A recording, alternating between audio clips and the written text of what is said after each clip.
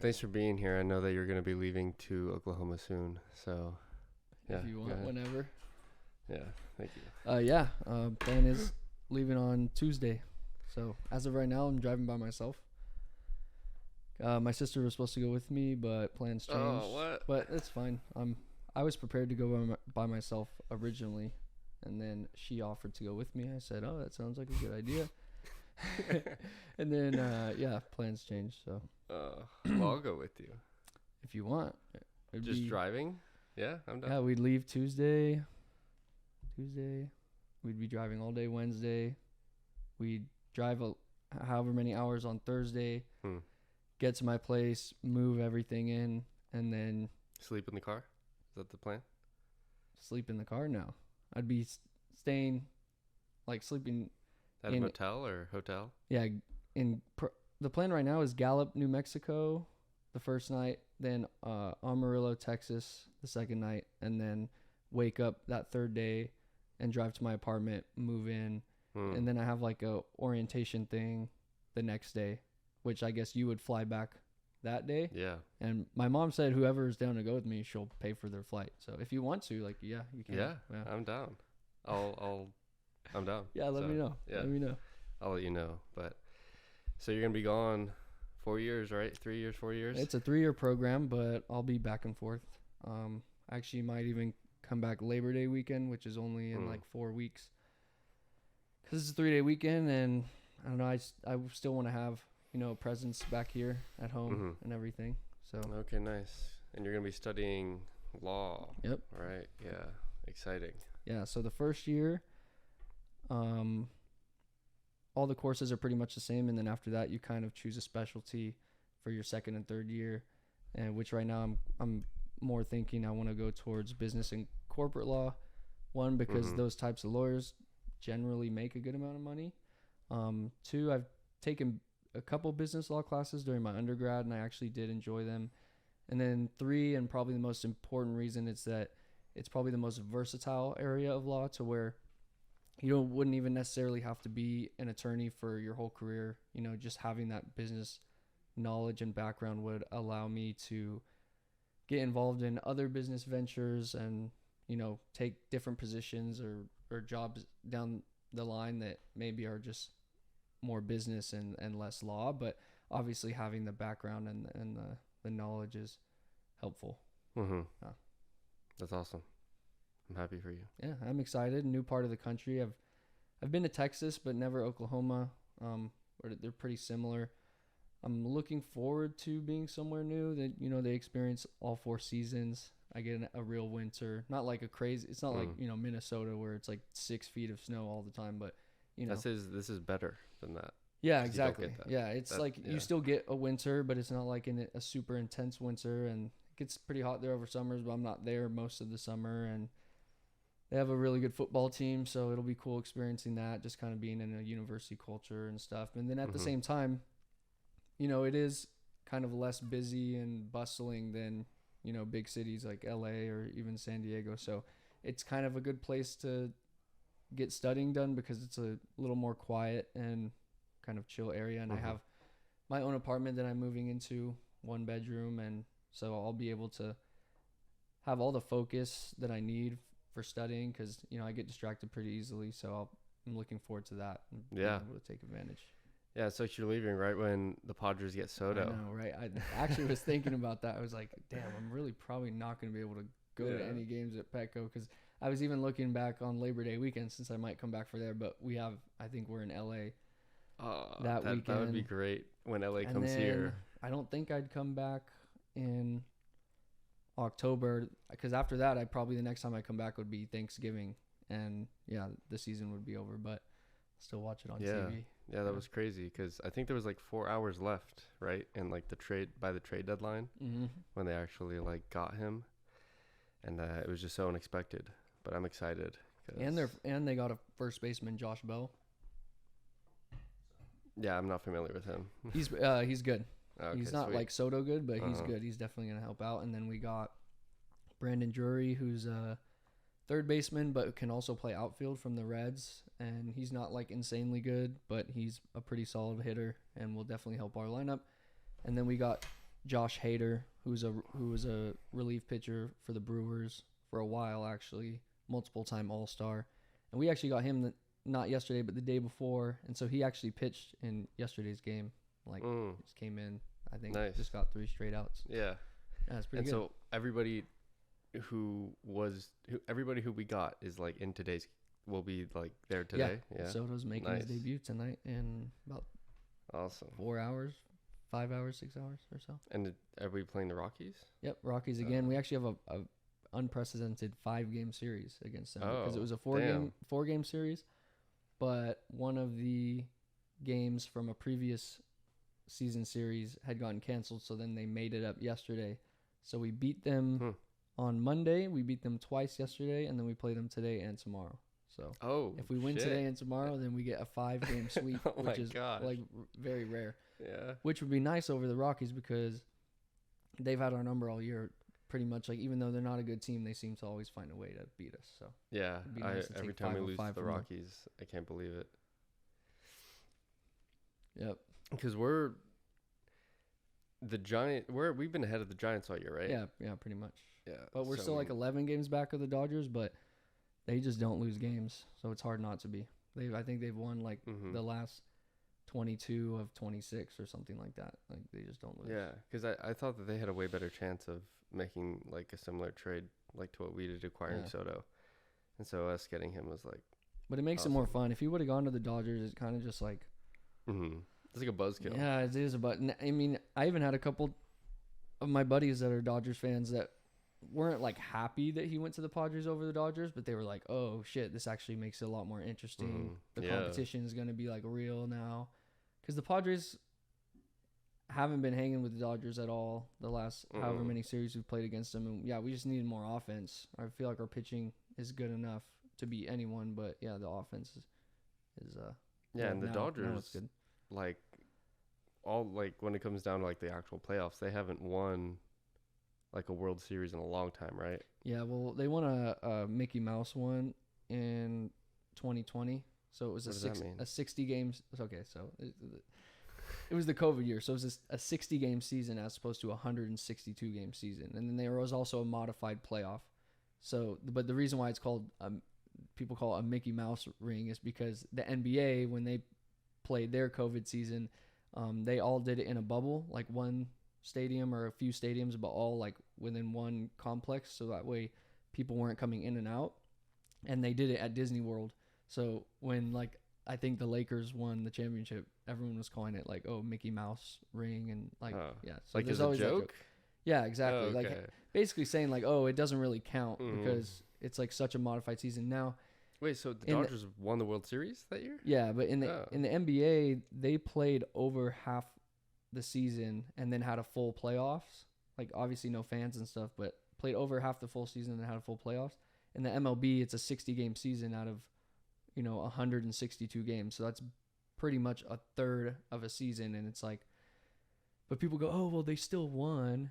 Like, oh, the Padres didn't win. It's like, okay, yeah, that's true, but say you and I, or say you were running a race, right? And it was supposed to be a marathon.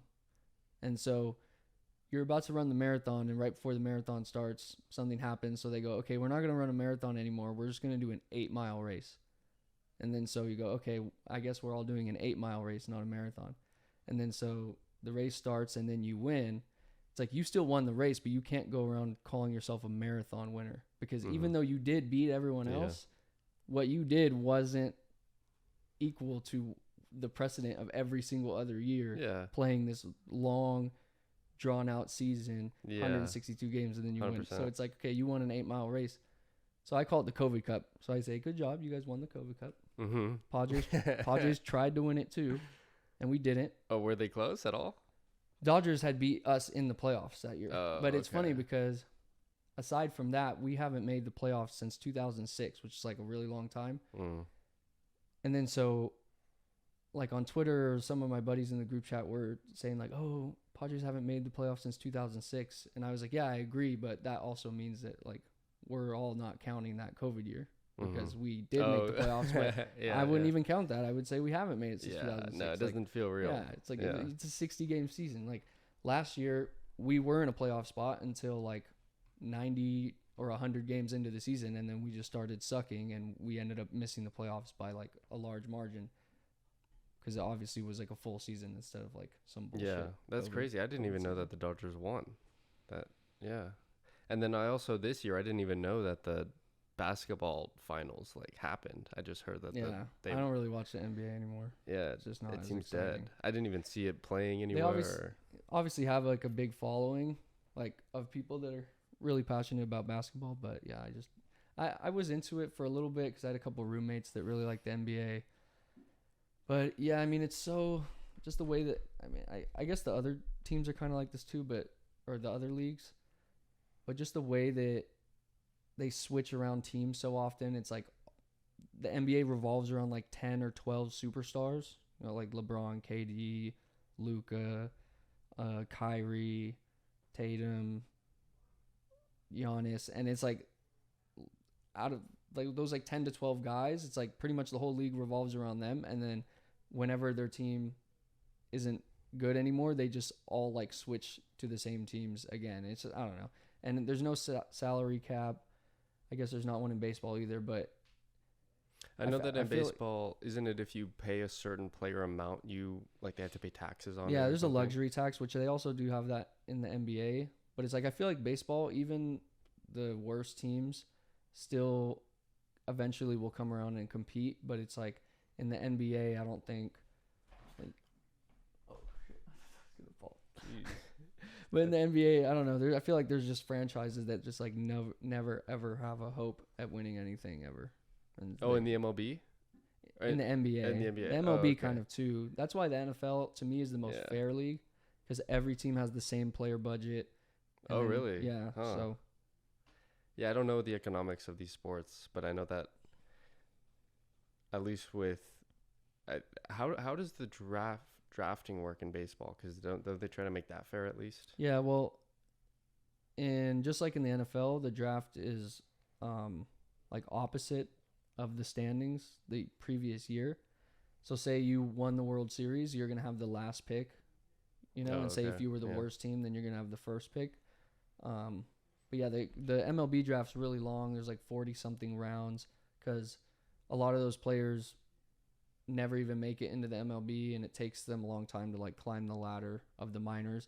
Where in the NFL, it's like if you get drafted, you're gonna at least play one season, or I guess you get drafted and get cut, but that's like pretty rare. If a team's drafting you in the NFL, like they intend for you to see the field at some point, even if you're like a 6th or 7th round draft pick. Like you may not ever become a starter, but you're probably gonna get rostered on game day. Whereas in the MLB, you can get drafted and spend 10 years in the minors and never make the MLB, and then Why is that? Just because there's so many players in baseball, or? Well, yeah, I mean, they just have such a big minor leagues where you have AAA, AA, High A, Low A, and Rookie Ball. So there's 5 under leagues. But I did not know. I think it just relates to baseball in general. I don't know. Like how, like if you're good, are you gonna get moved up? Because it takes a lot longer. It's like you can.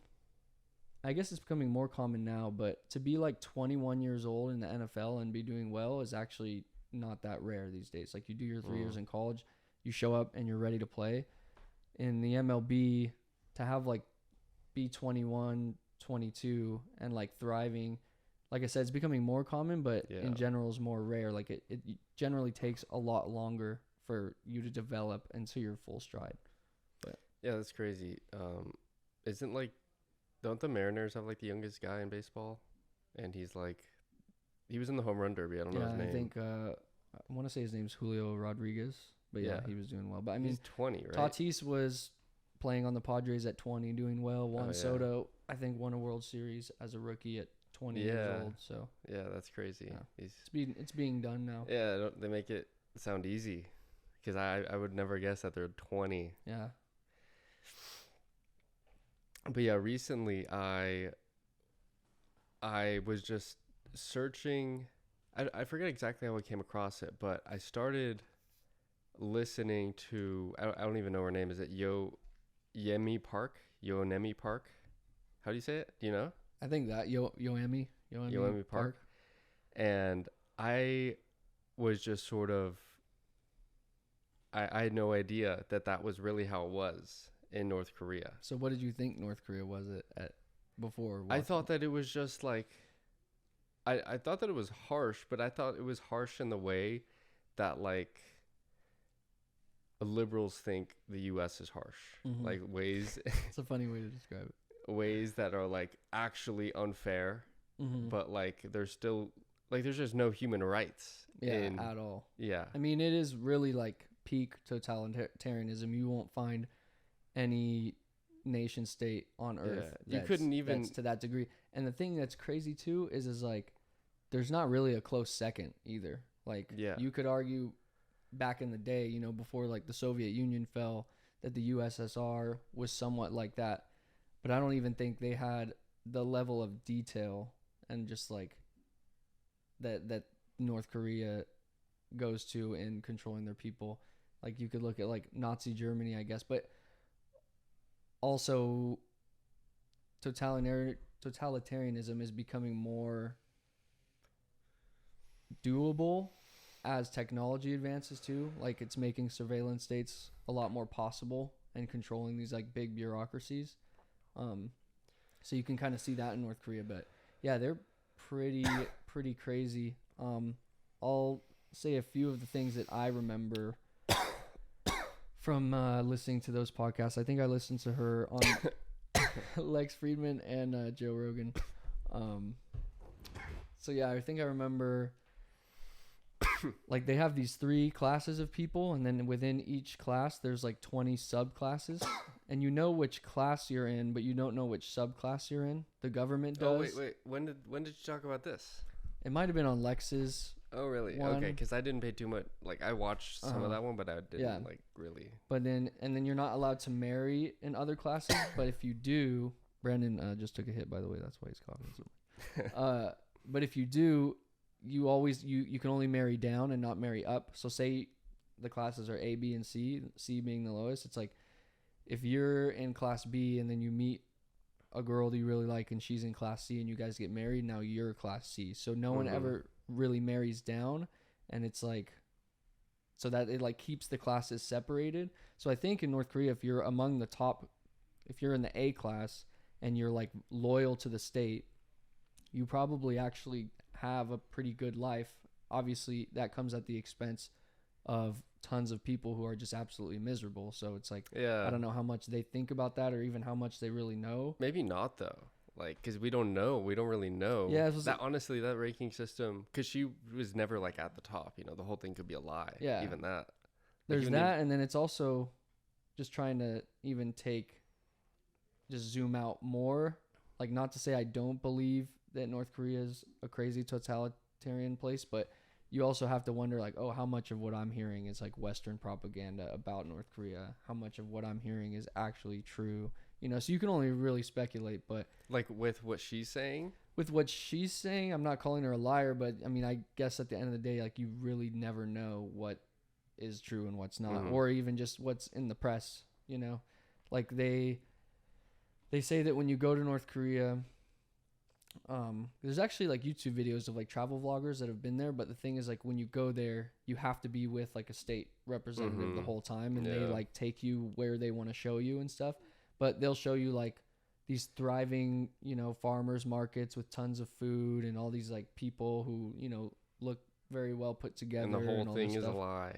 I mean, I guess that part's not a lie, but those people would be in the A class, and then it's like, oh, they don't allow you to go to the part of town where you see all the other people that are like miserable. That would be crazy. She said that like you hardly ever eat. Like everyone's pretty much on the brink of starvation, and then when you poop, you only poop like once every 2 weeks, but you have to save the poop, and the state officials will come and collect the poop to use as fertilizer, and if you don't produce like a certain amount, like I guess your village gets punished or something like that. It's absolutely there's a punishment for it, and it's that's like not even the bad stuff, which is the crazy part. Like I don't know if you remember, but she was talking about like how she saw like I think it was like a teenage boy in the train station, and he had like his guts hanging on the floor or something, Mhm. and it was like she said that she didn't even like feel bad. Yeah. Well, she was so desensitized to everything. A lot of death.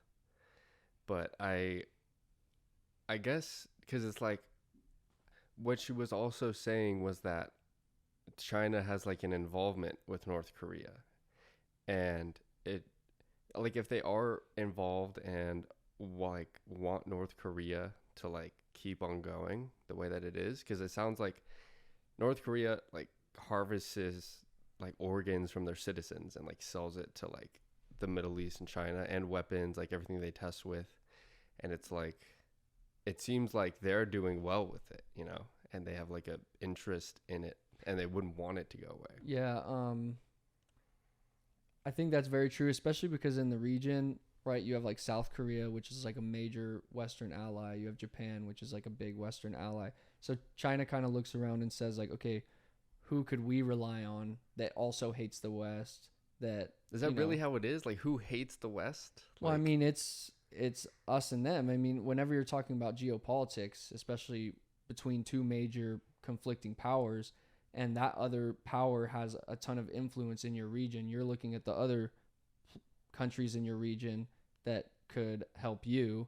And then I don't know if they're like very openly supportive of North Korea, but definitely tacitly they would rather have them there than not there. And I know before the USSR fell, because you know North Korea and Russia share a border, like the northern border of North Korea, and or maybe they did when it was USSR. I need to look at a map, but I know that the USSR would actually send North Korea food to like keep them propped up because North Korea couldn't produce enough food to sustain their population. Like that's why a lot of people are starving. And then but Russia, because North Korea's communist and it was the Cold War, and obviously it was communism versus democracy. Russia wanted North Korea also because they were a fellow communist state, so they would send them food. But then when the USSR fell in 1991, they obviously stopped sending them food, and then so North Korea even had like worse starvation problems and everything. I want to actually look at the map to see if I'm correct, because they could border China. So right because you spent some years in school studying politics, right? Yeah, so I was a political science major. Actually, yeah, they border with China, but maybe that was USSR back in the day. And what? But I didn't have a lot of. I mean, I had some international relations classes where you learn about this, but I don't think I had one that focused on Asia Pacific. I know I had international relations of like the Middle East, different classes like that, but I also wasn't always paying attention the most. My intention was mostly to pass the class, not really to learn a whole lot. I think because I was focusing on a lot of other things in undergrad, and I knew that I wasn't, extremely passionate about learning each class. But as I go to law school, I'd understand that it's a very different ball game, and you have to actually genuinely show up and be prepared to learn every single day. But yeah, I enjoyed studying it though. It was easy in terms of like it was stuff that I was already interested in. So I, sit on YouTube and watch videos that have to do with politics and international relations myself. So I would kind of pick up the stuff we would learn in class. I would even pick up that on the internet. So then I would show up for the quiz, and even though I didn't do the class reading, I was still able to like look at the quiz and be like, oh yeah, I know that. Dang. Like, wow. I mean, it wasn't like the highest level stuff either. So, yeah. And you did pretty well. Like it was. I did all right in college. I did good, like A's and B's. I think I had 1 C in college, but I would say like A's and B's. I would say 60% B's, 40% A's. So okay, nice, yeah. Better grades than I've ever gotten. Yeah, but poli-sci is also generally a pretty easy major. Now it's like you can learn a whole lot, but as opposed to some other types of majors, like if you're an accounting major, like you really have to do tons and tons of math and really figure out different equations and stuff. Poli-sci is more like you study different concepts and topics, and then you usually write a lot of papers, which I enjoyed doing because you were usually able to pick your topic from a pretty big selection. So it was more like writing and things like that, to where it took a lot of time, but it wasn't super intellectually challenging. So it wasn't like the hardest. Poli-sci actually has a nickname, Party-sci, because it's like if you're a poli-sci, it's like you have plenty of time to party in college. So. Yeah. So most of the guys partying are like, at least like I guess around you. Was it that way? Not that most of the guys partying were poli-sci majors, but most of the poli-sci majors were partying because it's like, yeah. I mean, even like if you are a chem major, it's like you have to memorize all these different elements and different stuff. You know, totally it's different college yeah, experience. it's a lot more memorization rather than just, like writing about a concept. Yeah. So it's a different, like, say it's almost in the same way as like med school versus law school. Like med school, it's a lot more hands-on and you have to memorize like tons and tons and tons and tons and tons of information. Law school is more about understanding concepts and being able to apply them to real-world situations. Yeah, that's crazy because Nee's in college, my girlfriend, and she doesn't have time for anything. Yeah, med school. Yeah. It's crazy. Yeah. It's like, it's all she does. Yeah, and then you just have to memorize. Yeah. Yeah. It's like, to me, a commitment like that is a lot. Like I could never commit to like 2 years of that. It's just crazy to me. Yeah, you get through it, and it's if it's what you want to do, then you kind of just. That's some adult shit. But and then she's not working right now, right? Because that's basically is her work, right? Yeah, no, she's not working. So she couldn't. It's kind of like you wake up and that's what you focus on. And that's weird to think because it's like you almost need to have the support like from a parent or from someone. You can't do it alone. Yeah, well, or you have to take a lot of loans, but in law school, a lot of colleges actually make you sign a contract that you're not going to have a job. Most of them only make you sign that for your first year, but some of them will make you sign that for any time you're in school. So I'm sure over summer, like you can get a paid internship, but it's like while school's in session, you have to sign off saying I'm not going to work because they want you laser focused on the material, and then also they probably have some sort of agreement with the banks, so that way you have to take out more loans to be able to support yourself. So yeah, that's too much. I didn't even graduate high school. Yeah, and even like I now that I look back, I'm like I could have if I tried. Oh, absolutely, like, I could have. I know some people graduated high school who can't put on their shoes correctly. So yeah, you absolutely could, but it's all about what you want to do. Like, yeah, I don't know if you really need too much formal education for the things that you want to do. So it's all about, education is all about using it to your advantage if you need it. But if you don't need it, then it's like, get your high school diploma or GED or whatever, and then do your own thing.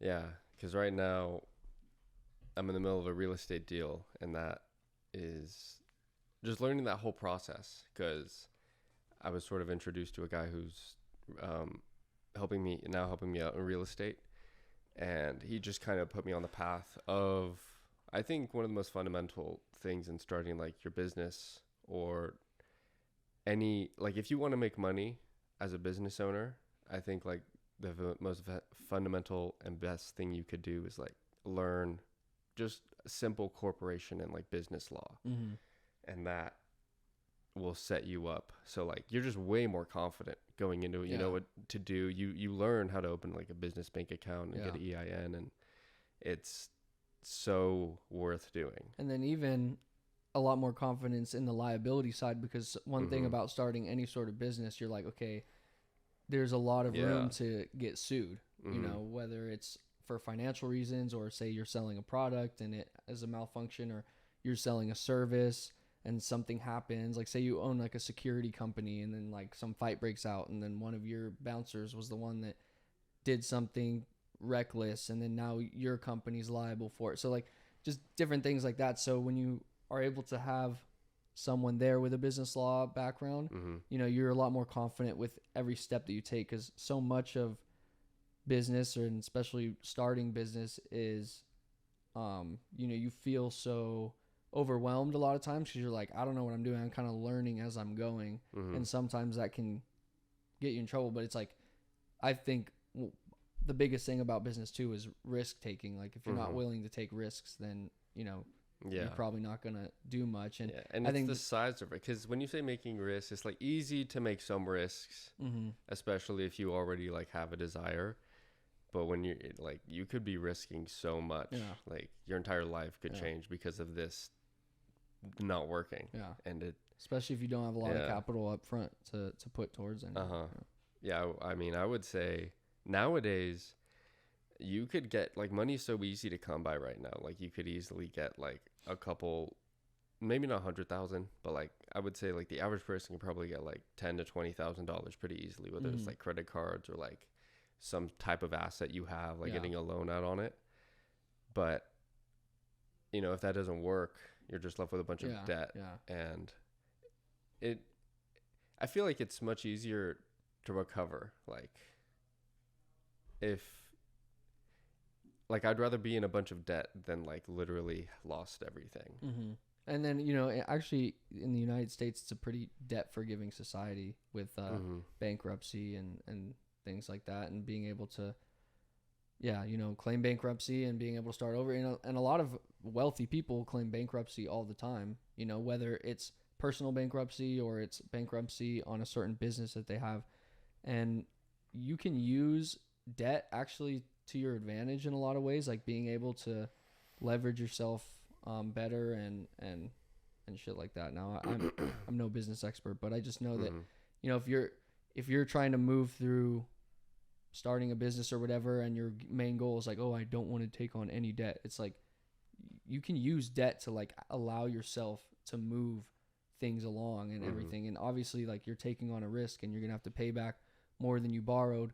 But it's like, say you were like, okay, well, I'm gonna save up the money for me to start a business first, and then I'll be able to do it and not have to take out any loan. It's like, okay, well, it might take you 25 years to save up that money, and now you just let all that time go. So people, the time frame matters a lot, because even when you want to start a business, it's like trends come and go, and you could have made a lot of money, and then you also have the experience. Like you're gonna learn if you do it. And so I think, but most of my education just been from buying courses, like from people. And the most recent one I bought was like, it was like a business school. And is that what you learn in business school? Like, do you know what you learn in like as a business major?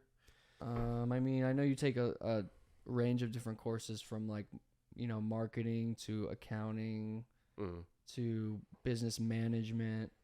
So yeah, I assume so. Oh.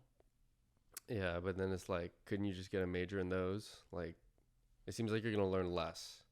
It's like you're sort of like a Renaissance guy, more than like an expert, is what it seems. Yeah, like well, and especially if you're seeking out independent courses that are actually like quality information, you're probably gonna end up spending less money and getting more of a niche education for what you want to do. To where it's like, say, like you want to be a business major, and it's like you have to take the marketing class, even if what the type of business you want to do isn't necessarily like a consumer oriented thing, or like just different shit like that. To where it's like, and that's with any college, and it's like you also have to take electives. Like I was a political science major, but I had to take a music class, I had to take a biology class. Damn. I had to take Wait, I had to take business calculus. I didn't have to take it, but I had to take a math class, and I chose to take business calculus. And so even though those things had nothing to do with my major, it's like you still have to satisfy certain elective requirements. And so you are kind of wasting a lot of time there. But for me, also, college was just a life experience. It was an opportunity to move out of the house at 18 years old, go to a new city, meet a bunch of new people. And so there's a lot of value in that, in just having that experience. And that is almost in a way like starting your own business. Like it's just it's just kind of learning to live on your own. Like obviously when you first move out, I guess you're at the dorms and stuff, but you're still on your own. Like, you're responsible for you, and no one's really checking up on you 24/7. It's like, yeah, you're calling or texting your parents every now and then, but they're, hours away, to where, yeah, at the end of the day, it's you. It's learning to be dropped in a brand new environment with people you don't know, and learning to, be social, and how to deal with different people from different walks of life that you haven't met before and in your hometown. And so there's a lot of that. And so a lot of like maturing comes out of it. And then, when you start paying rent on your own and working and all this stuff, like obviously you can do that without college, but with college, it's kind of unique because it's like, usually you don't move out at 18 anymore unless you're going to college. And then, you're kind of just, all right, one day you're living at home with mom and dad, and then one day you're just dropped into this new location, and everyone else around you is also going through the same thing. So it's a unique experience. Yeah. And so I think I am using my degree, because if I didn't have my degree, I wouldn't be able to go to law school. But even if you don't use your degree, as long as you're not taking on like ridiculous amounts of debt, like you go to like an affordable state school and you use your financial aid, and you end up $20,000 in debt, it's like, I still think that's definitely worth it for having those experiences. And it's also fun at the same time, like I'll probably never hit another point in my life where I'm living with 6 or 7 of my best friends. And as chaotic as that was, it's like I cherish a lot of those moments too. And I'm still like extremely close with a lot of those guys. That's just also. your personality though, right? Like that's just the type of person you at least were at one point, and you like wanted it and enjoyed it. Yeah, well, and then it kind of helped me become more of that person, because it's like I am more, maybe not, I'm introverted in a lot of ways, but I can be extroverted when I want to. But I do usually like my own space, and I like peace and quiet. And I don't like to be disturbed a lot when I'm at home, and I just like, like a very chill atmosphere. But it's like, then in college, you're living with these other people, and it's like you kind of have to learn to, even when, the atmosphere or the environment isn't exactly what you want, you just have to learn to kind of go with it and like be a little more loose and things like that. So it almost helps you in that way, as like annoying as it was sometimes, it does help you kind of, change a little bit, or like be more versatile and like, how you are. I can imagine. I don't think I could ever do that. Even yeah, well, it was funny because like, so especially my sophomore year, it's like we had just kind of got a new house, and I'm like in a fraternity, and I'm living with 4 or 5 of my fraternity brothers. But then there's also other guys in the fraternity that want to come over all the time, and like girls too, and sometimes they'll show up. Wait, sorry, how many rooms are there in the house? There was like maybe like 5 rooms, and there's maybe like 6 of us. I think the first year we were there, like, because there's 2 twins, and so they shared a room, and I actually shared a room with my buddy. So there's probably like 7 of us. That sounds like a way better experience, because I feel like most of the people I hear is like an apartment, and they share someone. Well, the house was nice. But then you think about it. So, right, say it's Monday, and then people come over, and then she's like, okay, well, people come over on Monday. Then it's Tuesday, and a different group of people come over. And then it's Wednesday, and a different group of people come over. And then it's Thursday, and a different group of people come over. So by the time Thursday comes around, that different group hasn't been there all week. So they're like, oh, hey, let's party, let's have fun. But they don't know that you've been there all week, and different people are coming over every day. So it's like by the time the Thursday it's rolls really around, that often? Like, my sophomore year, it was. Oh and my then God. Because especially it's like, I don't know if like we were like really old enough or confident enough to tell people like, hey, like you guys gotta chill, stop coming over. There was like social pressure to be like, oh no, they're coming over, they like want to hang out, we gotta hang out with them, we gotta be cool. And whatever. you're like also new, and it's like you're also new, and it's like, and then you're in a fraternity, and the older members want to come over, and it's like hard to tell them no, but at the same time, like you want them to like you, so you're like whatever.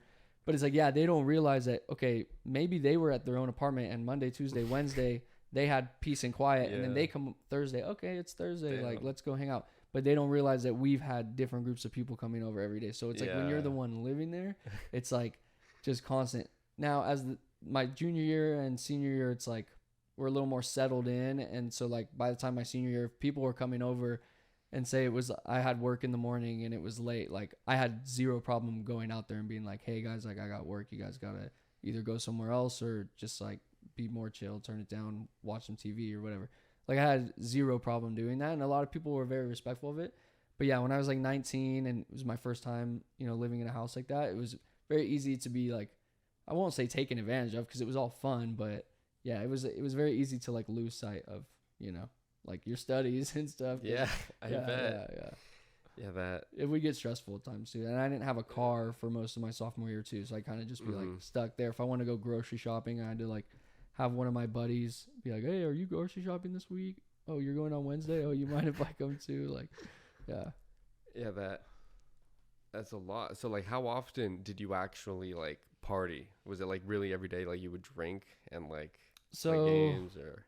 I wasn't like a huge drinker, especially when I was like a sophomore. Like we were getting into like weed for the first time, so we were like high all the time. And you know, you would drink maybe on the weekends or something, depending on what was going on. But then by the time you're older, especially once you turn 21, that was when it was more like me and my roommates were kind of all older. We're all like working jobs, because even sophomore year, like not all of us had jobs, but we all kind of had jobs and like even internships, and like we're getting into our high level classes. So during the week, it actually was very like, felt very businessy. Like we were all kind of on our grinds. Few of us would get up, you know, leave for work at 6:30 in the morning, be done with work at 12 or 1, come back, go to class, go to the gym, maybe go to a little fraternity thing if we had an event, and then we come back, it's like 9:45, and so you're pretty much like out of the house busy all day. So that was like what the week was like, and it was actually like that part was cool because it was like everyone was kind of just on their own separate grind, like getting their shit done. And then Thursday, people in college, most people don't have classes on Friday, so Thursday it's like people are down to go out or like whatever. Okay, yeah. So it'd pretty much usually be like Thursday, Friday, Saturday, Sunday was like recovery day, and then you restart like Damn. So that was always fun. Have you ever lived away from home? For a little bit, I was like actually in with my girlfriend in like Philadelphia for a month and a half, and that doesn't even sound that long, huh? Yeah. A month and a half. Yeah. But you get a taste of it. Yeah. There's a certain feeling you get when you are on your own or even with your girlfriend, like basically not around your parents and family, where you are like the only person responsible for you is you. And it's still like that here, but it's like, you know, your parents are always checking in. They want to know what's going on. They're always around, which is a beautiful thing. Like having loving parents that care about you is a beautiful thing. But it makes, especially me, like I from when I moved out until coronavirus happened, that was like 5 years. So I had been living on my own for 5 years. Obviously I'd be back over summer and stuff, so it wasn't like I was gone the whole time. But I was living on my own for 5 years, and then to come back and like be living under your parents' roof again, as grateful as I am for that, there is that feeling. You kind of feel like a teenager again, where you're like in your parents' house, and even if they're not down, you know, your neck the whole time, you almost feel like they are. It's like, or if you like have been maybe not being the most healthy, or like say you're sleeping in a little too long, you almost kind of feel not judged, but like you feel judged. Even if they're not judging you, you almost feel like, all right, I can't be sleeping in until 10 a.m. like at my parents' house, you know, like just different shit like that. You always have an audience. And so that gets old, especially when you've been used to living away. And it's like, especially now I'm 24 years old. It's like, I know a lot of people live at home, and it's like, especially with COVID like made a lot of people move back to their parents' house because they have to like reassess and, you know, kind of restart a little bit. But it's like, I just feel, I love that feeling, just being on my own, my own schedule, my own grind. Like the second I wake up to when I go to bed, you know, not that I'm being told what to do all the time at home, but it's like, an audience, you know. I know what you mean. But my ideal thing is I want to be back. And see, that's the beautiful thing, is when you're not living at home, and then when you come back home, you just want to spend all of your time with your family, doing things, being around them all the time, because you're like, oh, I miss this place. I love being here. But then it's like, when you're there month after month after month after month, you're just like, all right, I want to feel like my own adult again. Oh, yeah. I want to feel sovereign again. And I think I feel like that way a little more than others. Like, I don't know. I feel like that stresses me out a little bit more than the average person. But yeah, I usually feel really good when I'm doing that. So I'm looking forward to moving out to Oklahoma, but I want to come back and visit a lot. That's too. awesome, because my family is really different. You know, none of my family has like moved out, like, and they're like, you know, 30. I guess Diana's the first. She just moved out. We're in her room right now, but she finally left. But she moved to Yuma she's gonna be gone 6 months. But even she's been gone like a month, and she's came back twice. Yeah. And it's like, even then, she's like different, just a different person. And that's awesome, coming back even, you know, a couple times a month. Like, but when I was in LA, she waited until she was like over 30 to like, because I feel like you learn that once you move, and it makes you sort of want to, you know, like you said, the way that you explained it, and she just is now understanding that for the first time. And leaving for call, it's like, it'd be different if I had never moved out in the first place when I was 18. Then I'd probably, you know, I could probably be there till 24 and not feel that different about it.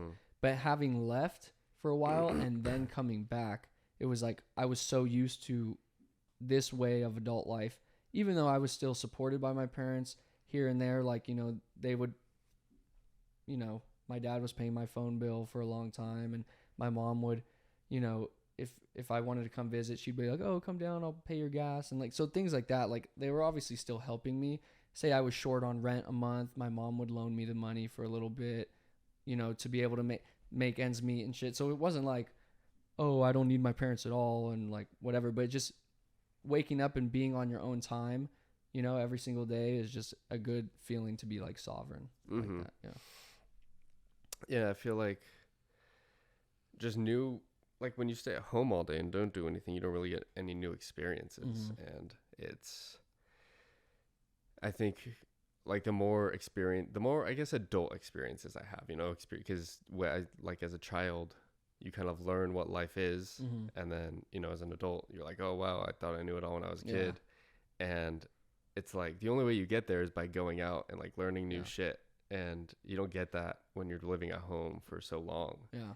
And I don't even fully know it. And I'm like excited to like get a house and do all that and move out. But even like you said, when you were living in Philadelphia, even if it's just a little over a month, you kind of just like, oh, like experiencing different cities and different types of people and East Coast people. And yeah, I mean, I lived in Washington, D.C. for 2 months because I did a summer internship over there. And I met a lot of people from New York and Virginia. And it's just like learning about different parts of the country, like actually going there. It just kind of like broadens your scope of perception. And so, yeah, I feel like wisdom just all comes from experience. Yeah. And I don't think like my parents in particular are like gonna take well to just the idea of me being gone like forever. So when I know you are buying a couple properties or have bought, and is it South Carolina? Yeah, South Carolina. So are you planning on moving into one of those houses, or are you just flipping those and then thinking about moving somewhere else? Well, I'm excited to start working in different parts of the country so that I could just see what it's like. And so South Carolina was kind of like a place that my real estate mentor recommended. He's like, he didn't even tell me anything about it. He was just like, here's a house. I'm going to show you what you need to do, and we're going to do everything together, and you can keep the money pretty much. And so that's like awesome. And because, you know, regardless, I'm going to make money, and I just also happen to want to learn about all this stuff.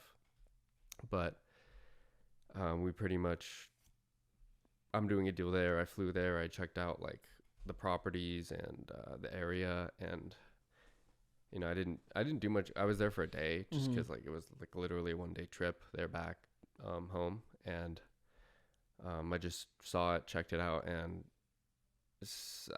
I mean, for the amount of time we were there, it was like I just didn't like what I saw in South Carolina. You didn't like it? It's just nothing much like at all. It's like it seems in between city life and urban life, and more on the urban side. It's like an abandoned. You mean rural? Type, or urban is city. Oh, okay. Yeah, rural. Yeah, like suburb. Yeah. Yeah. Okay. And yeah, but yeah, I'm excited to like see what the rest And of it's the like U.S. you is have like. to travel and see different parts like that to know even what you like. So it's Mm-hmm. like before you've ever been to a place that's kind of rural, it's like you don't really know if you like that. And so even where I'm moving, it's not like super rural. Like, so it's Norman, Oklahoma, which is 20 minutes away from Oklahoma City, which is the capital and the biggest city in Oklahoma. So, it's like there's a city nearby, and then Norman isn't like some super small town. There's obviously a major university there with, 20,000 or so students, and they have like big sporting events. So there's like stuff going on, but it is a different experience, a much Mm-hmm. different experience in California. So part of, me going out there, on one side, I'm like, okay, am I really going to like it? Like, what if I move to this part of the country and I go, this isn't really for me, or maybe I just don't like it.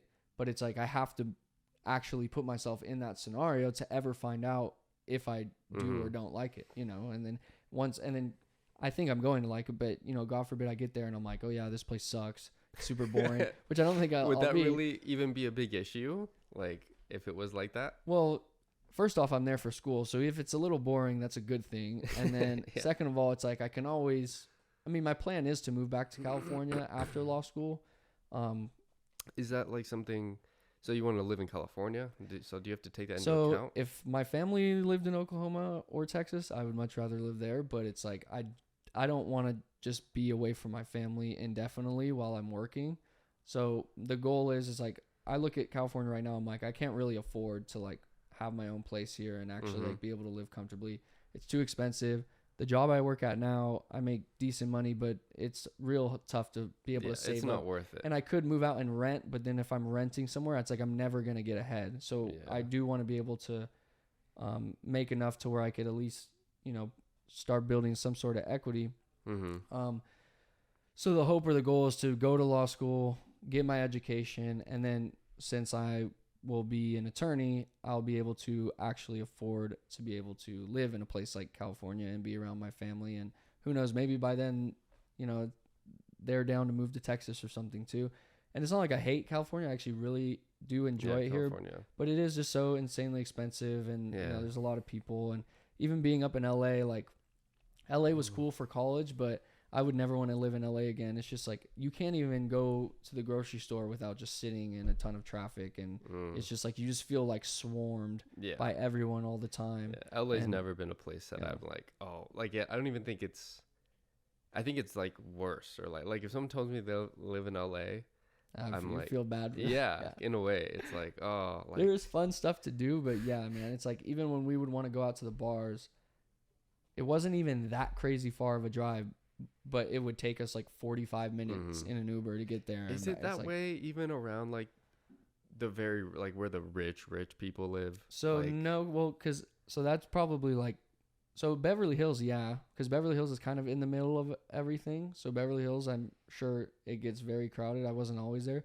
But then there's Calabasas, which a lot of celebrities live, like Kanye and tons of, celebrities, which is kind of on the very outskirts of the San Fernando Valley. So you have like LA, and then the San Fernando Valley is like up here, which is still technically part of LA County. And then Calabasas is like on the edge. So it's like if you're here, you're not really in the traffic shit.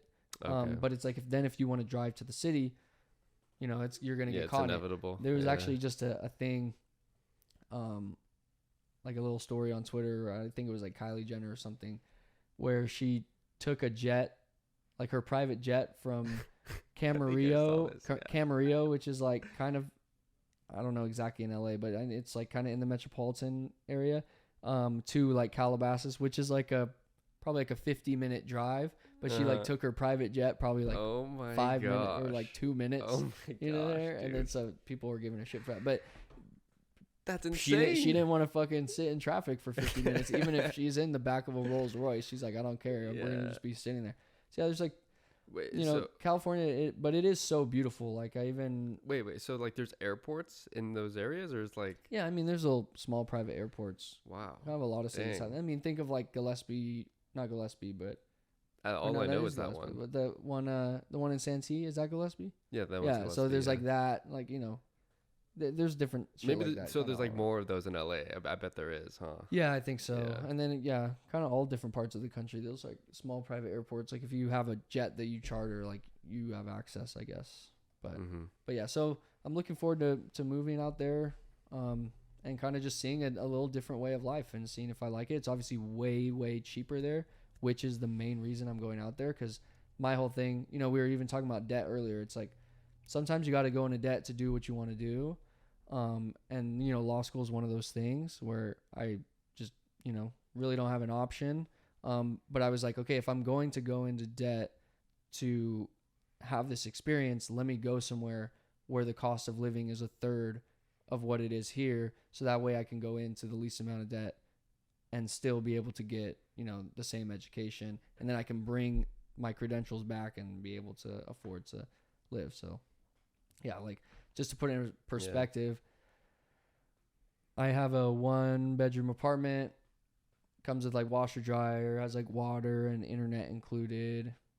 And it's pretty nice from the pictures I've seen. There's a pool there and a gym, different shit like that. And I'm paying $1,125 a month for it, which is actually more on the expensive end for where I'm living. But if I were to get something similar down by like USD or something, I'd be minimum paying like $2,700. So that's like 2.5 times the amount, but that's minimum. It could be as much as 3,000, which is basically 3 times as much. So it's like you have that, then you factor in gas is like half the price there, food, all that stuff. So it's like over time, I'm not working, I'm living off of loans. Let me go somewhere where it's like much cheaper, and somewhere where it's very university centered, right? I'm living in a college town, to where I guess that's not like the hugest deal, but it's like if you're here and you're going to USD, it's like there's everything happening around you. It's not just like the focus isn't just on the school, but I guess that part's not as important, but it's more, just the cost of living. And I also did want to kind of experience a new part of the country, because maybe, who knows, 20 years down the road, and maybe I want to move to Texas or Oklahoma or something like that. And so having an experience there, like, will really let me know if that's a part of the country that I'm interested in. Yeah, that's awesome. I think it's a good plan, and I think it's gonna be good. And then it's 2022. I still have FaceTime, for my family, and I'm going to want to do that because I'm gonna be homesick, so I'm going to want to keep in contact with them. And then as far as my friends, it's like I already talk to everyone all the time in like group chats and like Snapchat groups and stuff like that. So it's like we're always staying in touch. And then you hop on Xbox and hop on the mic, and it's like you're with them again. It's funny because a couple weekends ago, my roommates from college came and visited San Diego, and I had where are they from? A few are from Palm Springs. Few of them are from LA, like Santa Monica area. One of them's from Sacramento. So like just kind of all around, whatever. And I've seen them individually, like here and there, but we hadn't all been together in a really long time, like probably since coronavirus happened and we all moved out of the house. And it's funny because like I'm sitting there and I'm with all of them, and I'm like, wow, like I haven't been together with these guys in like over 2 years, but it doesn't feel that way because like we play Xbox with each other and we're always in the group chat. So it's like you're constantly in contact with them, keeping up on their lives, their work, their relationships, how everything's going. So it's like when you are away from each other, it's like in today's age, it's like you really still, I mean, even with Joe, when he's in Alabama for a while, it's like we're still always talking to him. So it's like, it's not like back in the day where they just go off and you're like, all right, I'll see you in a couple months. Write me a letter. Here's my address. I know, it's crazy. So, I mean, like with the partying thing and like, what you just said is like, do you purposefully, like, I guess just you, like, did you try to do a lot of networking in college, or did you think of it like that at all? I don't think so. Not in like a business sense, but as being part of my fraternity, you kind of just naturally do that. So it's like, even now, like I kind of have friends in different industries and stuff. So it's not like I showed up and I'm like, oh, I want to network and get to know more people, so that way like we can do business later. But it's like you just genuinely become friends with them in this group of guys, and everyone kind of has their own little talents and stuff. So now, like, say I had a business and I needed to shoot an advertisement. Like, I have a couple buddies that are really good with like camera work and editing and stuff like that. Say I wanted to have a logo made. I have a couple buddies. Actually? Yeah. Nice. I could name a couple off the top of my head that like do filming and editing. And then I have a friend that does graphic design, and he makes like logos for companies and stuff like that. And then I have friends that DJ, to where if I needed a DJ for a party or something, like, you know, just your different wedding, things like that. It's like you just know, you get to know different people, and then they all end up just having their own unique, you know, skills and abilities. And then, you know, just because at the end of the day, networking is really like, you know, the best people you can network with. There's like, you know, making friendships, but there also is like more actual business networking where you're like, all right, I want to really like talk business and make clients, which feels fake. It feels fake, but at the same time, it's like that's necessary in a lot of fields, you know, especially as you get older and you're not in college anymore. It's like, it's like, hey, let's go out for a drink and talk business. But then it's like the people that you're really friends with are the ones that you know you can trust and like count on, and they're not trying to like screw you over and stuff like that. I feel like I didn't get that, like that experience, because most of my life, like growing up with like my dad being a businessman, it was always like just regular business, like networking. It was never like, oh, he's my friend. And it's like, that's just, I feel like I was desensitized with that in a way. Like someone always wanted something, or someone was always, my dad was always looking for something. Especially when, you know, he has money. It's like, it's one thing to be like two guys trying to make it. Oh, bro, let's both like put our skills together and whatever. But if like your dad or your family or you is like has money, and people are like, you know, obviously people see that and they're like, oh, this guy has money. If I convince him to get on board, then he can provide funding. So it's like when you have it, it's like that must be tough, you know, too, like trying to network and not realizing like, okay, who's actually, you know, really trying to help me and help each other, and who's just trying to like bring a financial backer in. You know, so. Yeah, and it's weird because it's like you'll have friends, and then you will go into business with them, and then they'll just be like the worst people ever, and it's like, oh, I didn't even know who you were. Like, it's harder to vet people when you meet them right away. Yeah, who like just talks the talk, and who's actually like someone you can count on at the end of the day. Yeah, it's because I didn't really feel like I had like, because I dropped out of high school, I didn't really like go to like many school dances, so I didn't really feel like I had like a real friend till like after high school. And I don't know, like I don't know, I guess in school I didn't really try to make friends, because I didn't really care to be there at all. Like I dropped out. Like I was like, I don't, like I really didn't want to go. So I could imagine. And I was like kind of bitter growing up in school, just because I feel like it was pretty basic. Like I just didn't want to be there. So, I didn't really feel like I had like a real friend till after.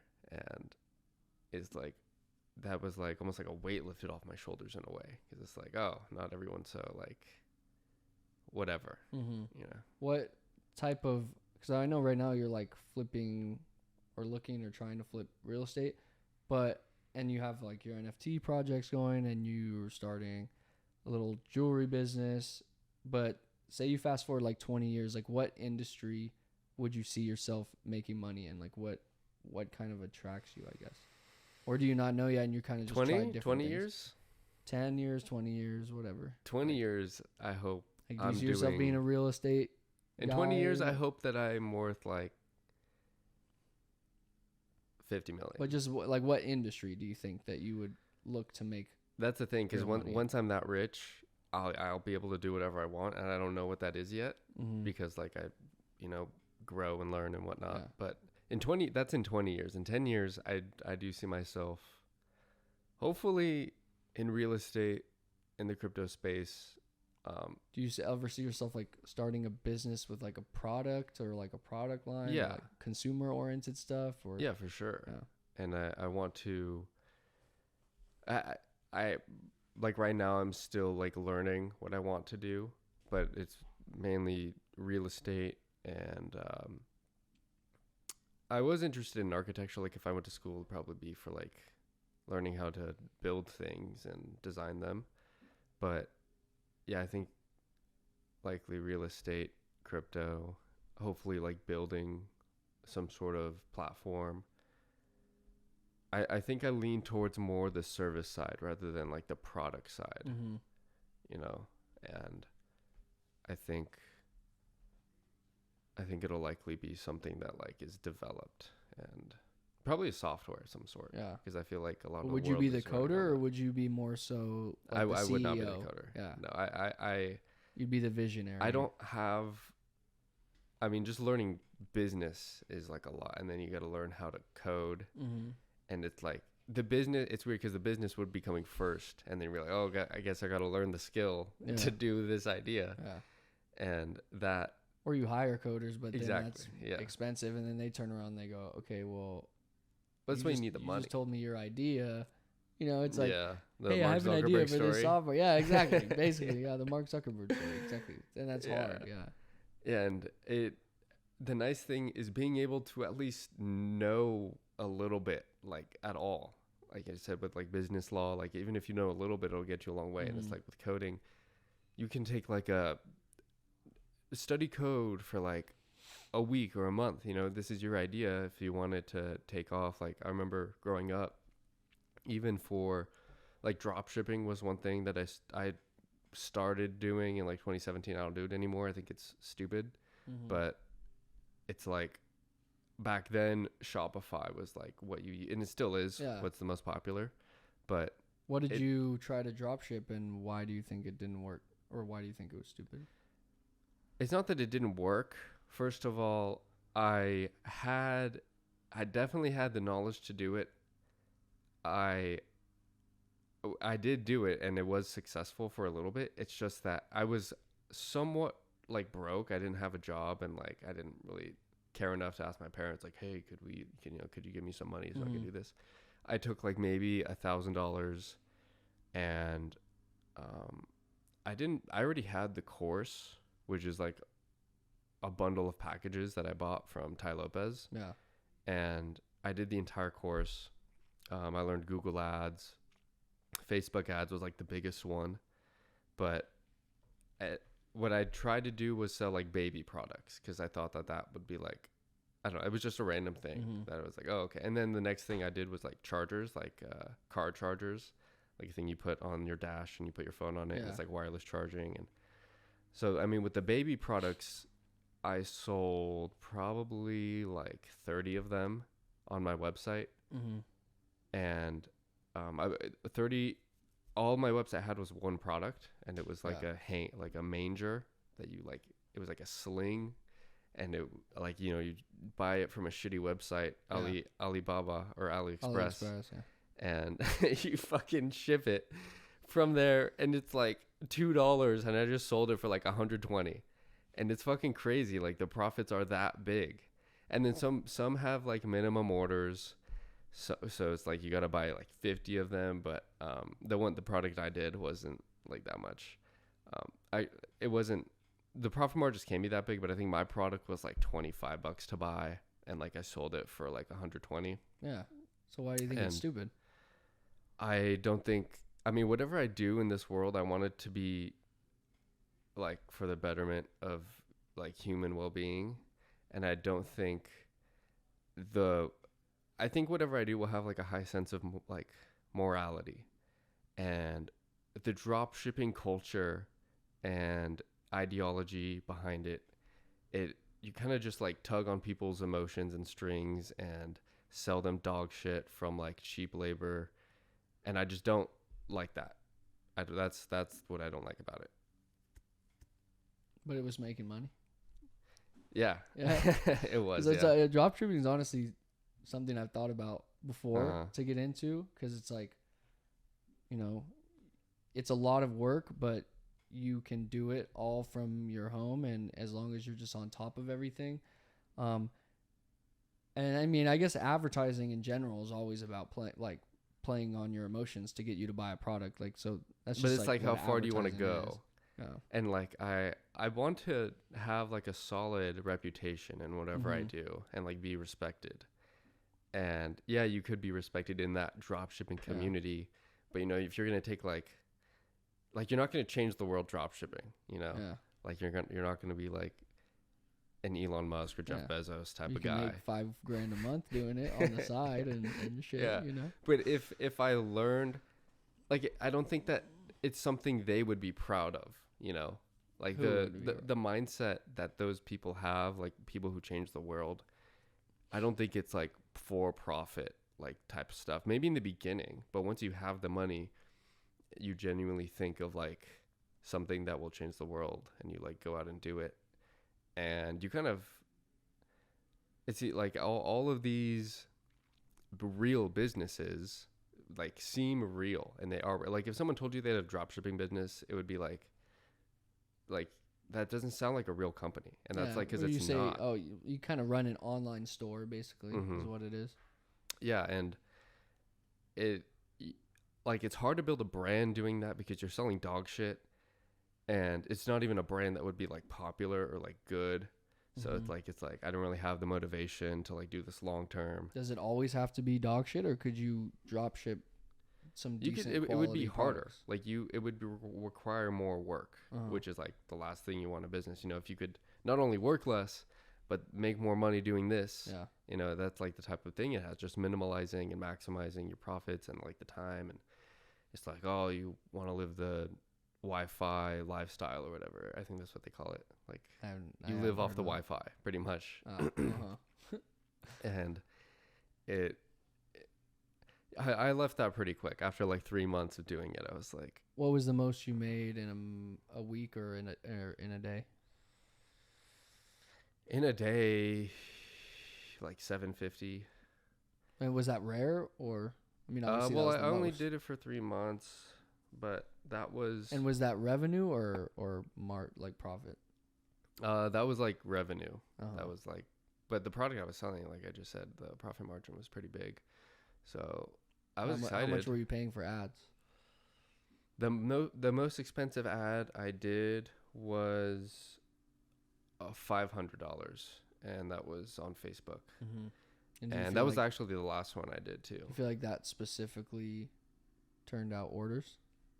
Yeah, for sure. Like, you know, the analytics on the back end is crazy. Like you can see everything, and it's, you know exactly where it came from, and it shows you like, oh, the time they clicked, where they went, like how long they were there, and when they added it to their cart, when they checked out, and it you know where your customers are coming from. There's no doubt. Because when I was thinking of drop shipping, and actually this is pretty recently too, because I actually kind of just caught the YouTube algorithm of it, and I had known what it was for a long time, but I hadn't had any money to really put up front for a while, and I don't think I was like mature enough to where if I started it, I would stick with it for even like a month.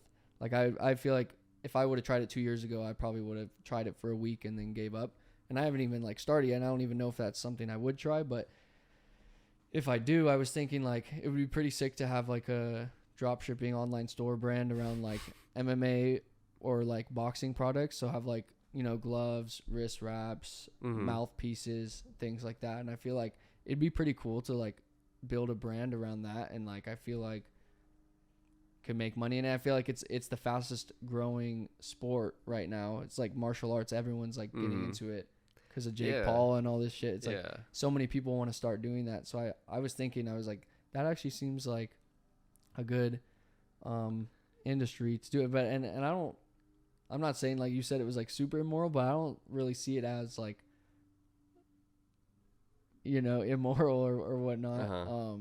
Obviously if like you're knowingly like, yeah, these boxing gloves like are fucking dog shit, and I'm, and I'm putting it out there that these are like, oh, top quality, like, yeah, there's some sliminess in that for sure, but you know, I feel like if you know, I could find some products that, you know, weren't dog shit, and I feel like but maybe they're not the top of the line, you know, like that's just me. Like if people know that that's my mindset when I go into whatever it is that I go into, then I can be trusted. You know, like there's not ever gonna question like, oh, he is like a, you know, he used to do this and he's in this scandal, and you know, he used to sell like just dog jumping shit around and yeah, and it's like, no, I've always wanted to double down and do what I want to do. And that's like the cherry on top to me. So not related to you, but in general, do you have to really even put yourself behind your dropshipping website, or like No. people could not know who runs it at all? But I know what you're saying. You're talking about just more your personal life with that. But yeah, I don't know. Do you still have that course? Yeah, I do. And I still remember a good amount. Like even now, technically we are drop shipping for life products, but we're only running Google ads, people who are searching for the product, and we pop up and they buy the product from us, but we get it at a wholesale price. So it'll be like a $80 bottle that they pay 90 or 75 and they pay 90 for it. And we ship it to them from For Life to their place, and we take the profit margin. But that's like I don't see a problem with that, because we're not shoving in people's faces and running ads and trying to hype it up, and but it's funny because it is a network marketing company, and that's like literally what you do with the product. But it's my dad's thing. I just do it for him. So I feel like a lot of it's like even just like people on Instagram who just like something pops up and they're like, oh, like that looks cool to buy. It's like, and then there's that too, like the whole social media. Like I don't use too much social media myself. When I do, it's like when the fucking dogs, when I feel like I don't have anything to do anymore, like my day's done, and I literally download Instagram, TikTok, whatever I want, and I'm like scrolling on it, and that's like when I am okay with it. But most of the time, I don't like, I'm not really around a lot of people, but the people that I am around with, it just seems like they spend a lot of time on it. It's funny because on Instagram, I'll send, like, I know that you don't have Instagram on your phone, but when I see some funny stuff, I still send it to you. So you probably open up and you have like 30 little videos for me, and I'm like, I think he'll get bored and go through them. No, that's exactly how it works. Yeah, like, it's funny because it's like that with a few people.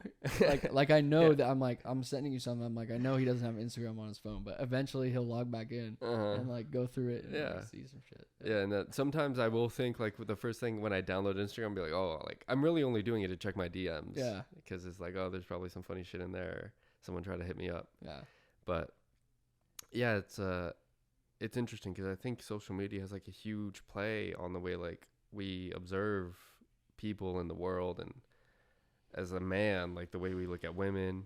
And I forget who said it, but the quote's like, social media is a social experiment none of us signed up for. Yeah. And I thought like yeah, there was a time without it, and it was just kind of thrown into all of our lives, and now we just consume a bunch of data on our phone, and it's like our phones are built around it at this point. And it's like the cameras are trying to get better, and the screen and the resolution is trying to get better. And it's interesting because even if you have a computer, I feel like the most used things in the world are like, there's the information side of it, like actual like web content and YouTube videos. But I guess it's hard to distinguish what is truly people like trying to learn and people just consuming data that's like dopamine releasing. And I actually noticed that. So I was actually able to quit Twitter. Not that like I was like super hooked on it, but it was definitely in that rotation of like apps that I would go through and just check. And when Elon Musk bought Twitter, I was like happy that he did. I was like, oh, this is good for the platform and stuff. But I was on it that day, and every single tweet, no matter what, had to do with Elon Musk. Every single one. And I was like, dude, this is stupid. Like, every single fucking tweet on here is Elon Musk, Elon Musk, Elon Musk, Elon Musk. All just random people's takes on Elon Musk. So I was like, all right, I'm deleting it off my phone. Like, and then a few days went by, and I was like, why am I going to download it? It's just going to be all Elon Musk stuff. Yeah. And so a little bit more time went by, and then I was like kind of 2 or 3 weeks out, and I was like, I had like urge to like get back on. I was like, oh shit, like I've actually been like off Twitter for it. And then a few more weeks popped by, and there was a couple times where I think when Roe v. Wade got turned over, I was like, all right, I have to go check what they're saying on there. Yeah. But then it was weird because having been away from it at that point for like 6 weeks, I like looked at it differently. I like logged back on, and I was like, dude, this is just like opinions of random people that like I really don't care about like at all.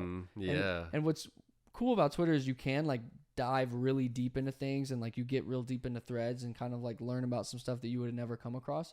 But like, yeah, having been away, just looking, I was like, this isn't as funny as I remember. It's just like a bunch of like hot takes that people just try to grab attention. And so I was like, I got back on. I was like, I don't even, it was like, it grossed me out. It was like, I was like, this is cringy.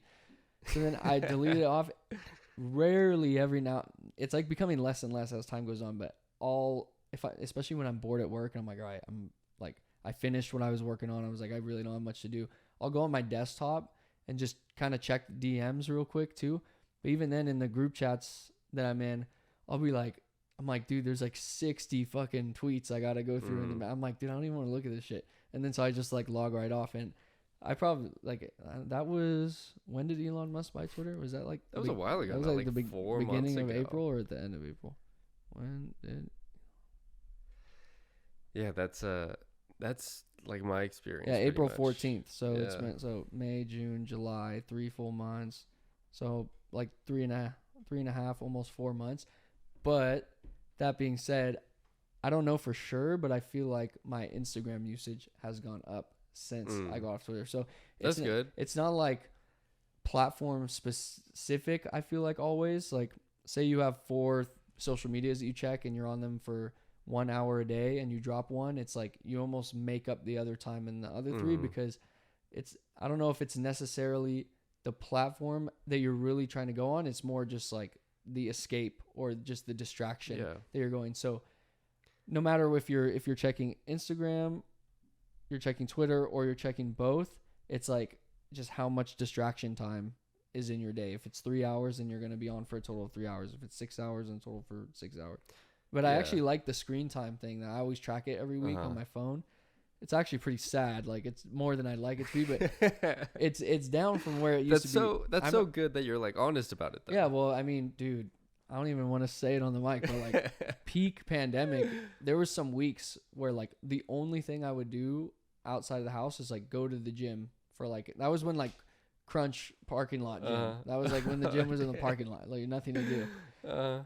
And I mean, sometimes I'm watching videos on it. I'll watch a documentary or something on my phone. But at the end of the week, it'll be like, you averaged 8 hours and 3 minutes a day on your phone. I'm like, dude, that's literally half of my waking moments. Now, that's like the worst it's ever been. But I had some 7-hour ones in there. Let's see what mine is now. I think I'm in the high 5s or the mid 5s. I'm curious too. Which is not good. I don't really look at that. I get my report every week. Because I'm always listening to Audible, Spotify, or like YouTube videos. I think it's screen time though, so the screen has to be on. Oh, is that how it works? But you know what I realized too? So like yesterday was 6 hours. Monday. Oh wow. Okay. Well, Monday I was sick. This is new. I don't really check this. This is kind of cool. So last week, my average it's a little high because I was sick a couple days over the weekend, so I'm just sitting on my phone, but it was 6 hours and 19 minutes. The one before that, 5 hours and 40 minutes. That's usually what it's around, which is still bad. But one thing I do notice is crazy. My number one used thing, iMessage. Oh. And I don't text, like I text a lot, but I don't text a crazy amount. But I think when I'm bored, even when I'm not checking Instagram, I'll hop up on iMessage and I'll like see, oh, so-and-so text. Like you probably realize like out of maybe anyone you know, I'll reply like really fast unless I'm like consciously like, oh, I'll get back to that later. Like, dude, I always have my phone on me unless I'm like in boxing class or like swimming or something, you know. It's like I check my phone a lot, which is not always the best, but I think I'll literally go through, like I'm the type of guy, say in the morning, like the group chat was going off, right? We had this like funny conversation, we're talking shit. 2 hours later, and I'm like just chilling in bed high, I'll be like, I want to go back and read it, like, because it's funny. Like, so I like to do that. So it's funny. Like, I actually have a lot of screen time just on iMessage, which is pretty wild. And that's good, because if you are the type of person to always be on your phone and you still have a shitty response, it's like, I know you saw it. That shit bugs me. And it's not that someone annoying. like, hey, I text you, you have to reply, but it's like, especially when I just need to know something real quick. It's not like I'm like, hey, how you doing? Sometimes it's like, all right, oh, this person wants to actually have a conversation and catch up.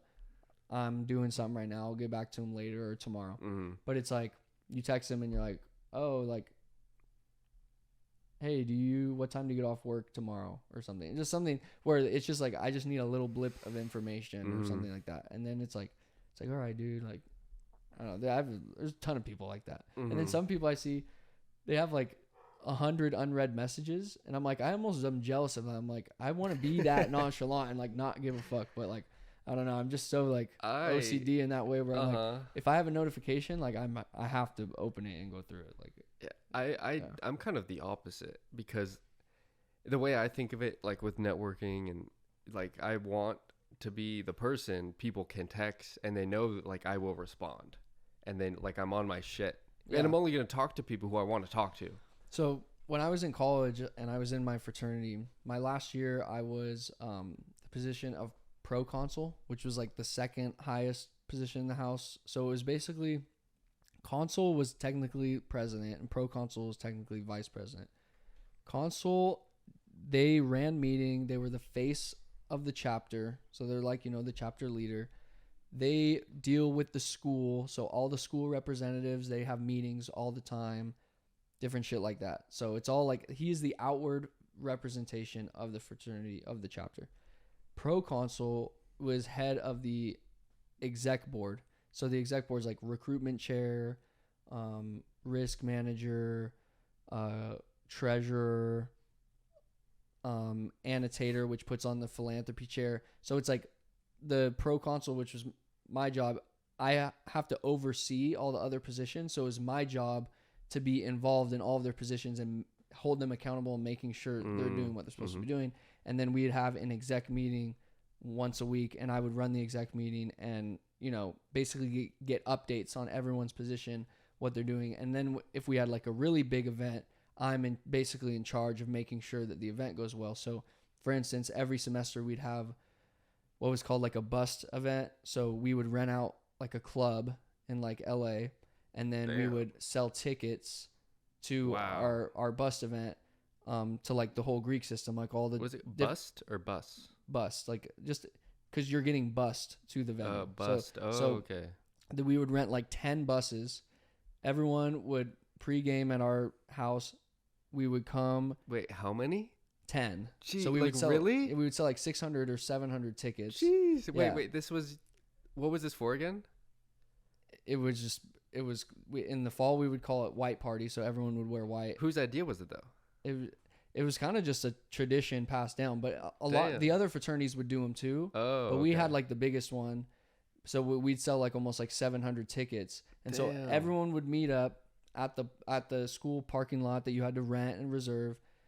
You had to do wristbands, get everyone on their proper buses, get them there. You had to hire security, like so.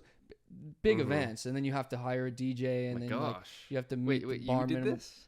So you have other help. There's a social chair that's also in charge of like things like that. But basically, when you're proconsul, you oversee everything that happens. All the internal affairs in the organization all go through me, and it's like and then say so and so. Like obviously, you have to respect other people's positions, but at the end, like you kind of are in a way the final word on most of the things. Like if they're deciding, are we gonna run out this club or this club, this one costs this much, and so I would kind of have like the final say, but more so it would be like up to the exec board.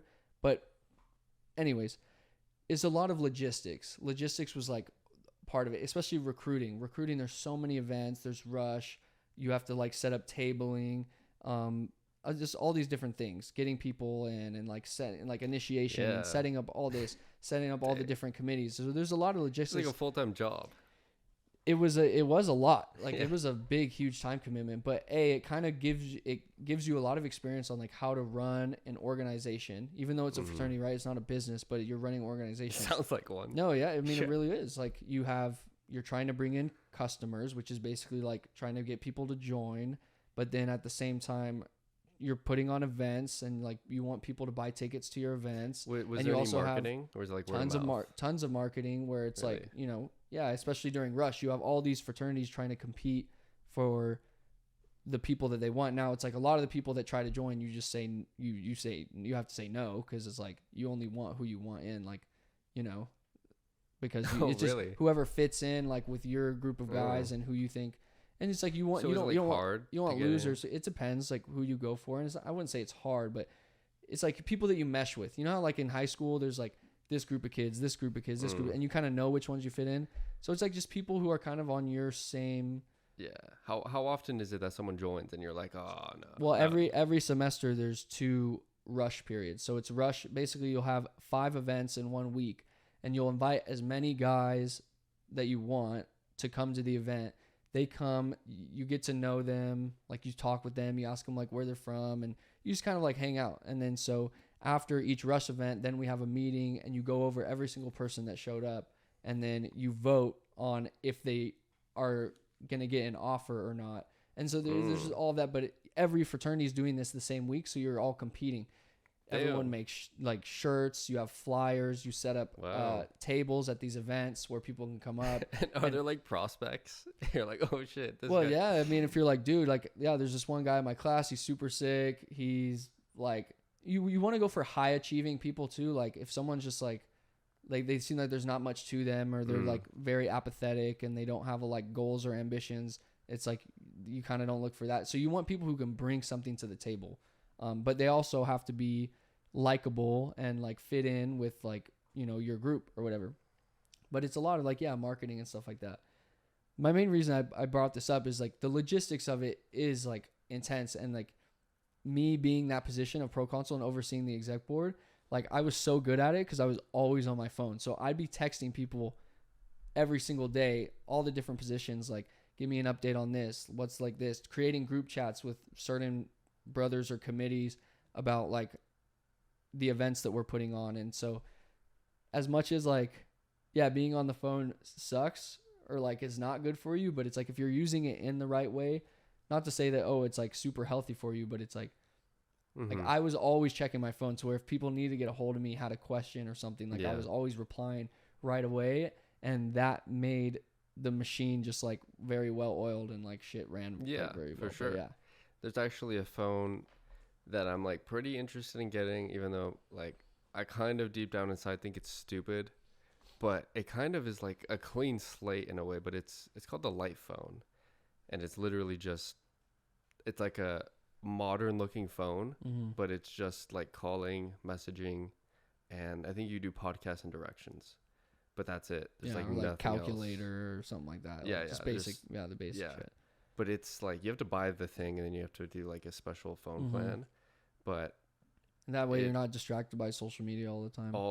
At all. Like there's nothing. Yeah. At all. Yeah. And which is like you can't even look stuff up, and it's like can't even Google. No, that's crazy. Actually, that's a lot of time too. Just picking up. Yeah. Oh, I wonder who won the NFC Championship in 2011. Like just different shit like that. Yeah, and it's like life would be different for a lot of people if that was like the phone they had, like just your phone, because a lot of the things you can just do on a computer. You know, like if you want to look something up, go on the computer.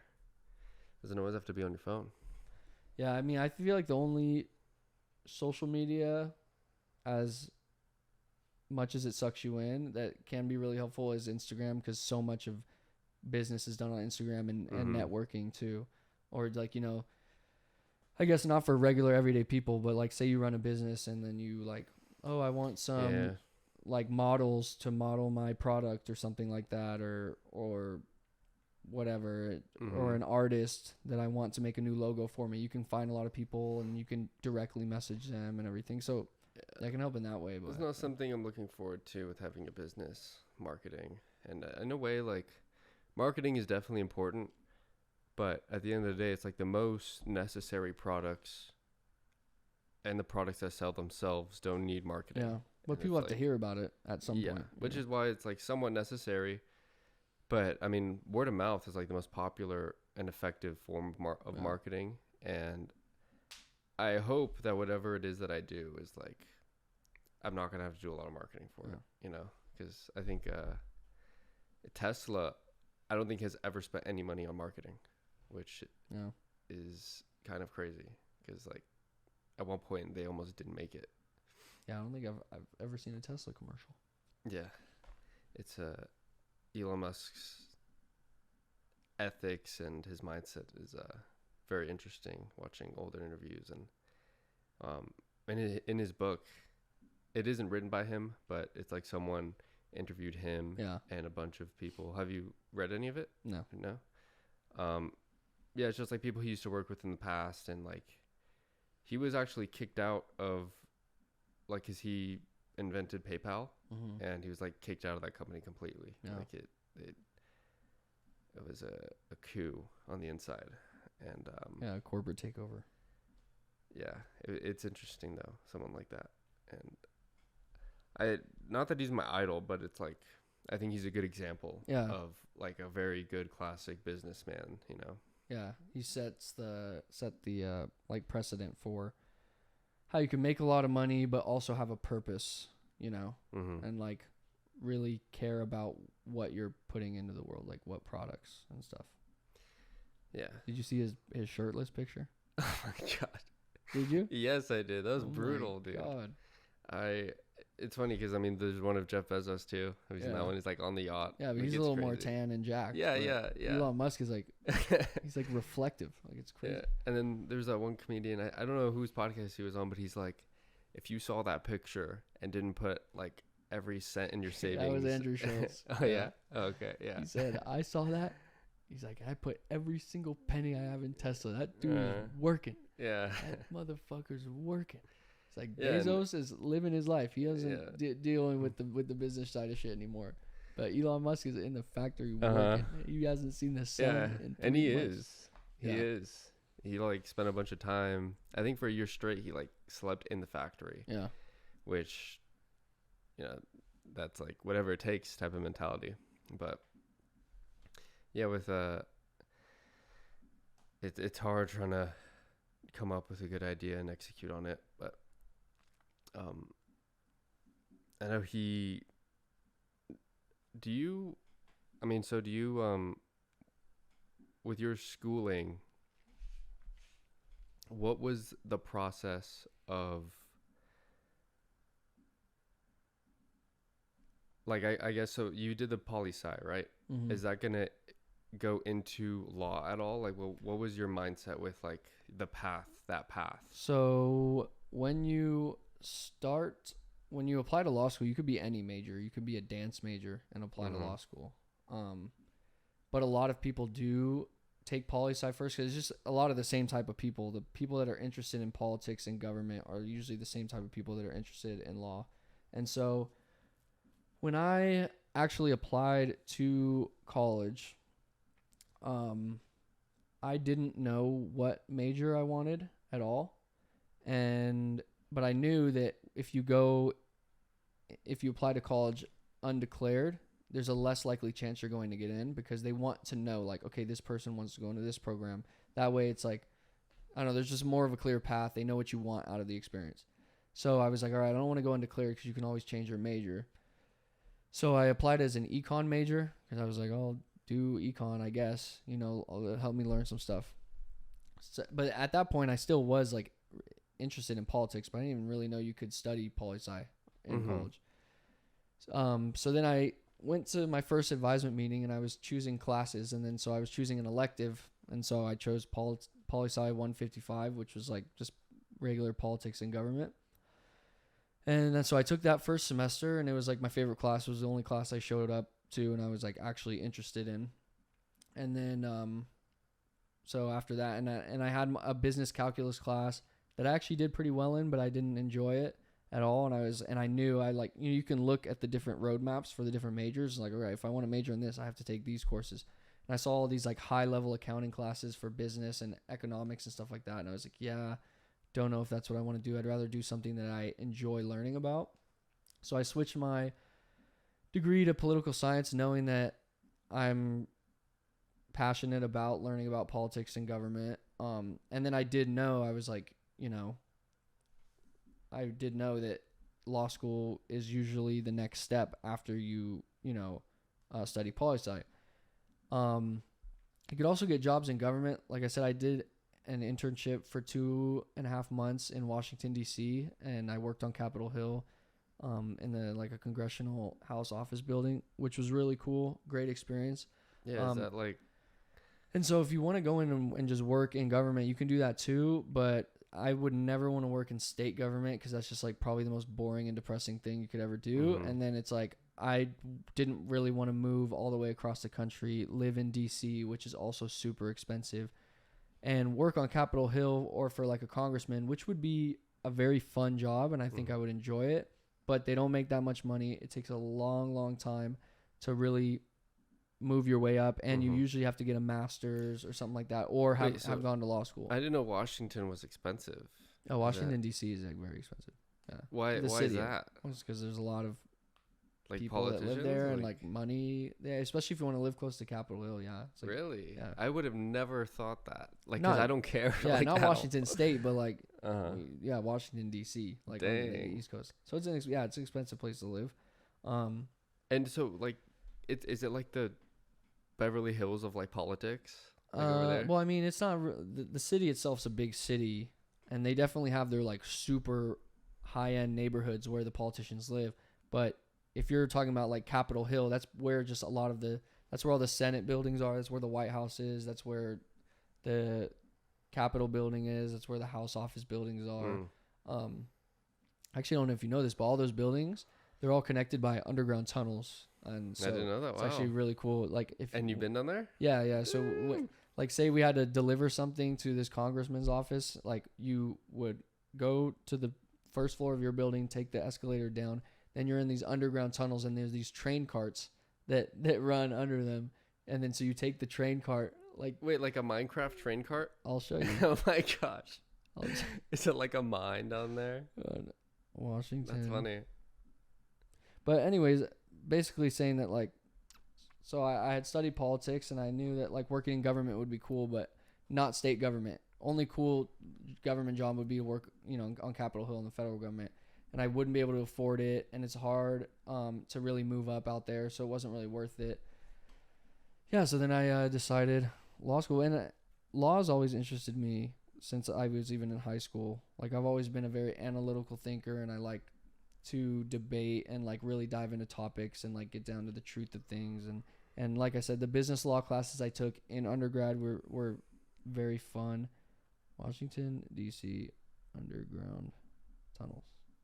Oh, I thought you had a picture. Well, I'm looking them up. Oh, okay. I was just thinking of you Snapchatting on your cart.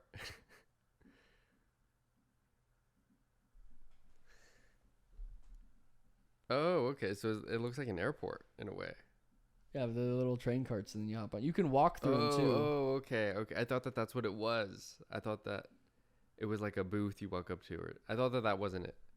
But yeah, that's the actual train cart. That looks like a ride. That looks like a fun ride. Let me see. I know there's another one. Yeah, like look. Oh, there's like Lindsey Graham and so yeah. As you're walking underneath the tunnels, you'll walk right by congressmen and senators and stuff too. So like, but you're not really supposed to say hi or anything. But say I'm like delivering this package to like a different office, wow. And then I'm walking this way, and like Rand Paul's right there, and he's with a couple of his assistants just walking by. And then one time, like I was with that actually happened? Not that person specifically, but this one actually happened. Is like I was walking with my intern supervisor, whatever lady, and we got out of this elevator that like gets out on one of the tunnels.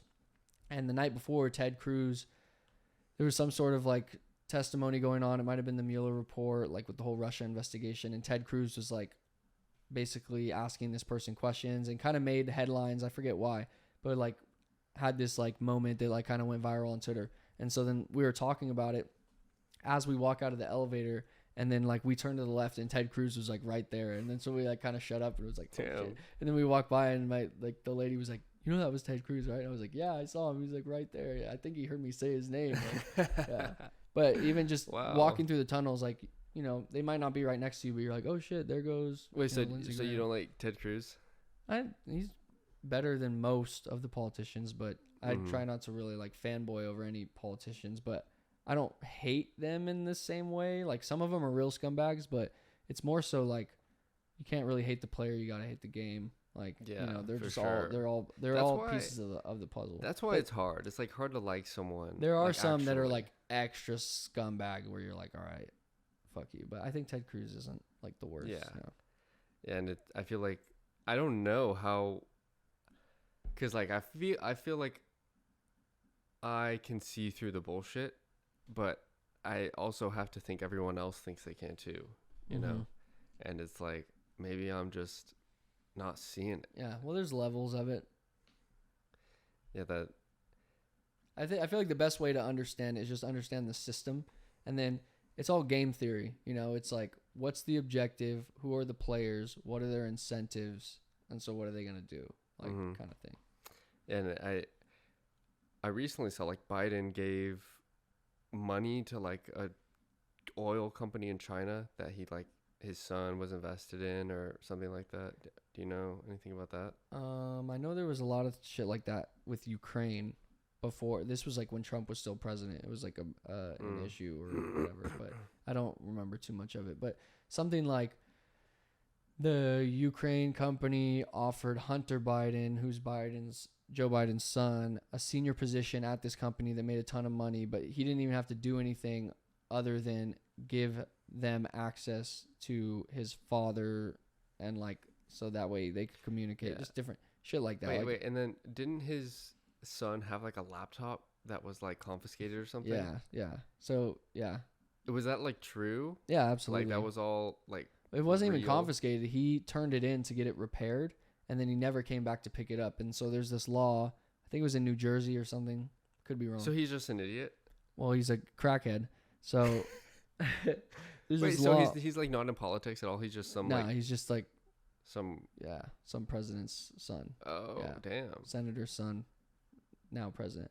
But yeah, so he gave this laptop to turn it in to repair it, and then he never came back and picked it up. And in New Jersey or whatever state it's in, it's like after a certain amount of days, if you don't come back and pick it up, then it now belongs to the laptop store. So then they went in and like looked at it. There's like tons of videos of like him doing crack and like fucking hookers and stuff, and like and then so it was all out there. And then so the laptop store owner contacted, I don't know if it was like FBI or something, basically like turned it in. And so people knew about it, but no one knew what was on it. And then like a month ago, I don't know how, but there was hackers that like hacked Hunter Biden's like iCloud or something, and basically released, I don't know if it's everything that was on the laptop, but like tons and tons of footage of like, just like hookers and crack. Gosh. Wait, so that doesn't really have and he had like guns and stuff like that too.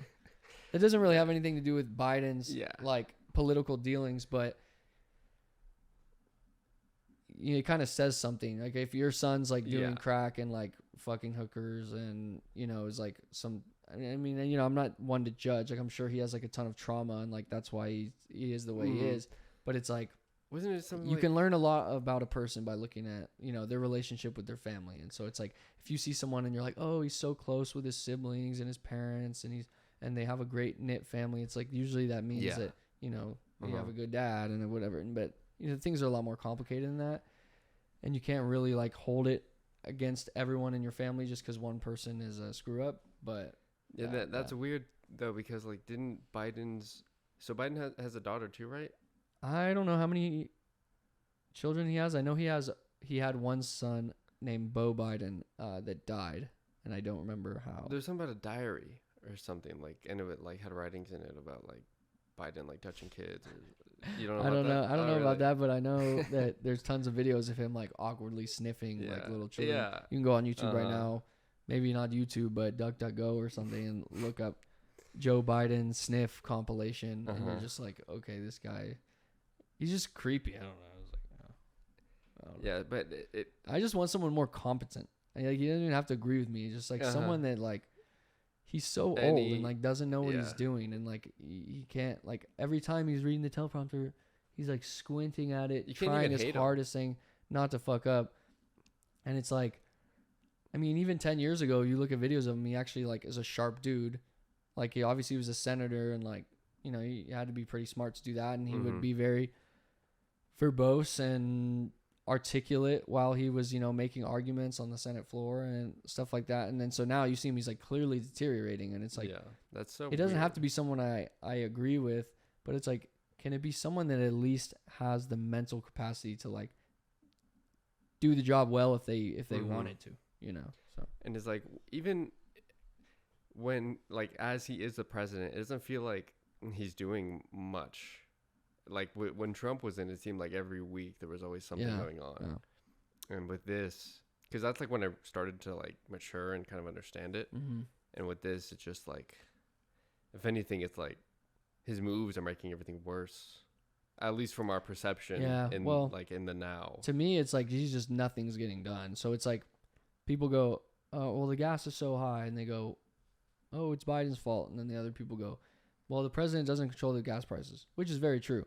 But it's like when the gas prices get out of control, it would be nice if we had a president that would be like, okay, let me do A, B, and C to try to bring it down. Mm-hmm. And now they actually are starting to do some of that stuff with like this, you know, I don't know the details of, but this like land lease policy thing. But it's like for the longest time, it was just like, they'd be like, "Oh, Mr. President, what are you doing to help the gas prices?" And then be like, "Hey, it was Putin, not me, blah, blah, blah, mm-hmm. blah, blah." And then it's like, okay, we didn't ask why it was happening, even though that was like 15% of it. It was like, we didn't ask why it's happening. We want to know like what you're going to do about to fix it. And there's just like this narrative or whatever mood of just like apathy of like, hey man, like it was COVID's fault. This is all happening. You know, it's the supply chain, blah, blah, blah, blah. And they just like keep throwing the blame other places, even if it's partially justified. But it's like, instead of just throwing blame around, like, let's hear a plan. Like his whole thing was build back better. That was his whole slogan. So it's like, what are you doing to build mm-hmm. back better? Like, yeah. And I know that like China, they want to do like a world takeover, right? Like it seems like that's something they genuinely want to do. I mean, I feel like every major power obviously has their aspirations of like trying to increase influence, but it's almost like it's the dilemma of like, well, if China's, from their perspective, well, if China's not getting stronger, then China's getting weaker. You know, if it's not us, then it's the West. So it's like everyone's kind of trying to. That's so weird how it's like that. I mean, it's like that, and I guess it's just human nature of like power and tribalism of like, if not us, then them. If not them, then us. You know. I've never been a person like that, I feel like. And because I always just sort of step back and watch people. And mm-hmm. I kind of like pick it apart. And so like just the idea of like China and like that us versus them mentality, when you take in the world, like everyone, that seems extreme to me. Mm-hmm. Like, oh, we really are better than those people. Yeah, well, it's about East versus West too. So when you're talking about like China versus America, it's not just China and it's not just America. You know, mm-hmm. the United States obviously has like the UK and France and Germany and all the you know, NATO countries and all the G7 countries and all that. And then China isn't as big on their diplomacy, but you know, they have a lot of interest in Africa, and like now they're becoming closer with Russia because their interests are aligning and just do they shit like that. What do they have going on in Africa? They have this this infrastructure initiative called the Belt and Road Initiative. So basically they go to these third world countries, they say, hey, we're going to build you a ton of infrastructure, harbors and ports and airports and railways and all this stuff. And it'll be Chinese money coming into your country, it'll be creating jobs, all this stuff. But they do it at these like big loan, like, you know, at like crazy interest rates that they know that these other countries aren't going to be able to pay back. So when those countries aren't able to pay back on those loans, they go, okay, that's fine. But now we own the ports and the railways and stuff. So it's like there's, and the other countries kind of. So that's happening now? Yeah. It's already happening? Yeah, it's been for a while too. And the United States has their own version of that too. It's all just about globalization and making and just increasing your outreach. But it's like these countries are like, hey, we're getting infrastructure and jobs and like investment coming into our country. And so, but yeah, China's very, very big on that. That's like, they have a lot of interest in Africa because there's so many like natural resources and minerals there. And so when you're the one creating the infrastructure and then, you know, you have access to, you know, all these lithium mines and cobalt mines and these rare earth minerals. Because I heard this, I don't know. I know that for a certain time, the government was offering businesses during COVID, like I think it was $100,000, like as part of like a certain amount of the stimulus. Like, oh, like each business is available to get $100,000 if you like apply for it. Like they'll give you 100,000. The PPP loans, I think. Oh, is that what it is? Payroll protection, but I think that was more maybe for small business. But there was also like big money that went out to corporations, which is where most of it went. Yeah, to corporations. Do you know like what percentage? Because like they printed a lot of fucking money. Yeah, well, it was something like they printed half of all U.S. dollars in the past, or in like 2021 or in 2020. And then there's also the thing like if each American got the amount that we got, and that was only like a small percent. Yeah. Like just imagine, like, you know, each American could have got. It's like the money's gonna go that way anyway. Yeah. Like the money's gonna flow to and where. That, well, obviously that leads to inflation down the road, which is kind of what we're seeing right now too, like with the increases of prices. I guess, yeah, because inflation would be less if the consumers got less of the money that was. Yeah, printed. I mean, it's just that has to do with how much is printed. You know? Yeah. Oh. Well, I mean, we know inflation of the dollars is over 50%, but the actual like real life what we see is like. So I know the CPI gives us an idea, but it's weird because people say like, oh, it's not, it's more than that, but it's like, what makes you think that in a way, you know, like how come it would be more? I don't know. I don't know. I didn't. Have you heard of that though? Like people are like, oh, inflation wasn't really 7%. It was around, they say 11.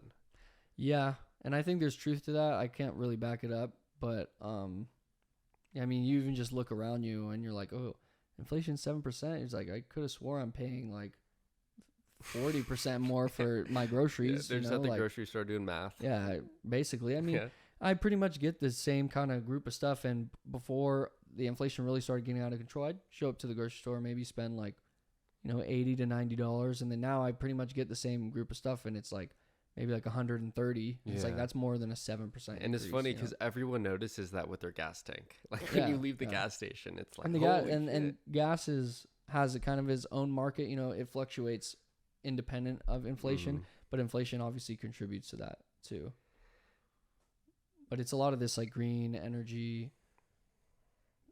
I won't say bullshit, but kind of, because it's just the way it's structured and the solutions are. Yeah, exactly. And they're all like kind of ploys just to get money. You know, no one talks about nuclear energy. They just all talk about solar and wind, which is like way more inefficient, way worse for the environment, really heavily reliant on your surroundings, not cleaner because of all the material that's used.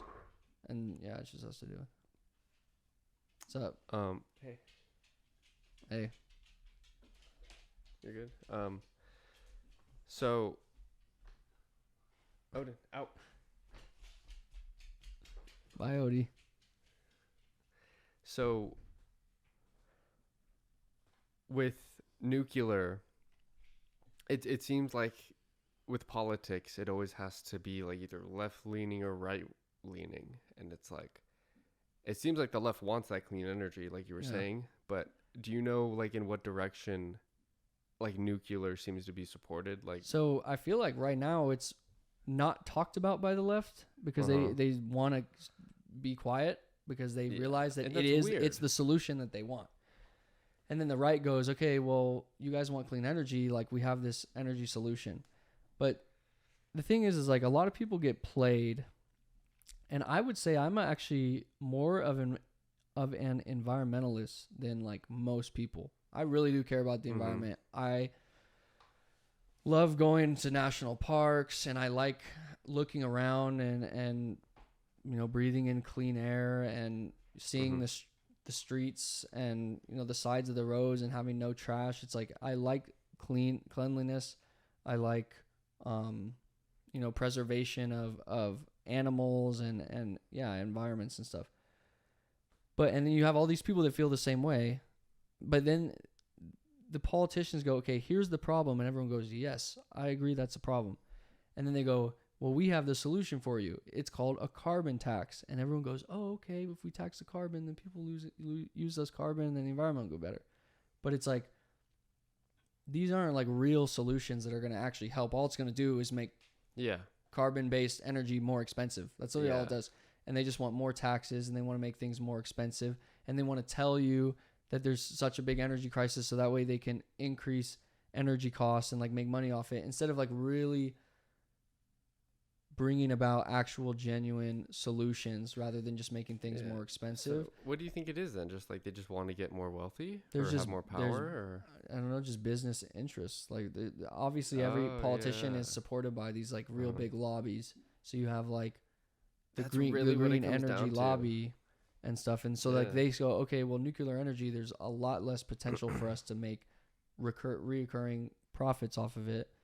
So let's change the conversation and keep it on to like solar or whatever. And solar is great if it, if you're in the right area, but it also uses a lot of materials that come from the earth that you have to mine out, and like you have these like 12-year-old African kids barefoot running into mines so that way they can get these rare earth minerals to be able to build this stuff. That's crazy. Yeah.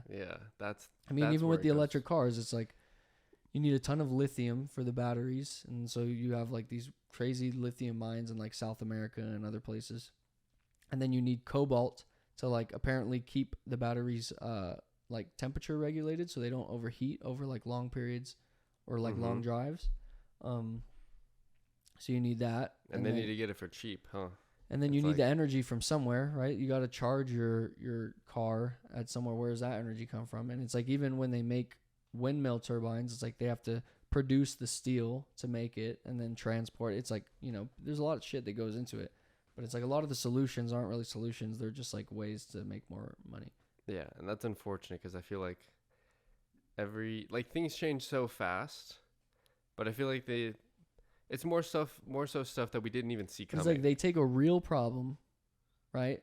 Environmental deterioration. I'm not saying every single claim they make about climate change is real, because we could go back and look at the things they said were going to happen 10 years ago that haven't happened and all this stuff, right? Mm-hmm. I'm not saying it's all fake, but it's definitely exaggerated. But they give you a real problem that a lot of people can agree on, and then they sell you the solution, but the solution that they sell you usually isn't the best solution. It's the one that makes whatever super PAC or lobby behind them the most money. And I feel like that's the biggest issue with our system.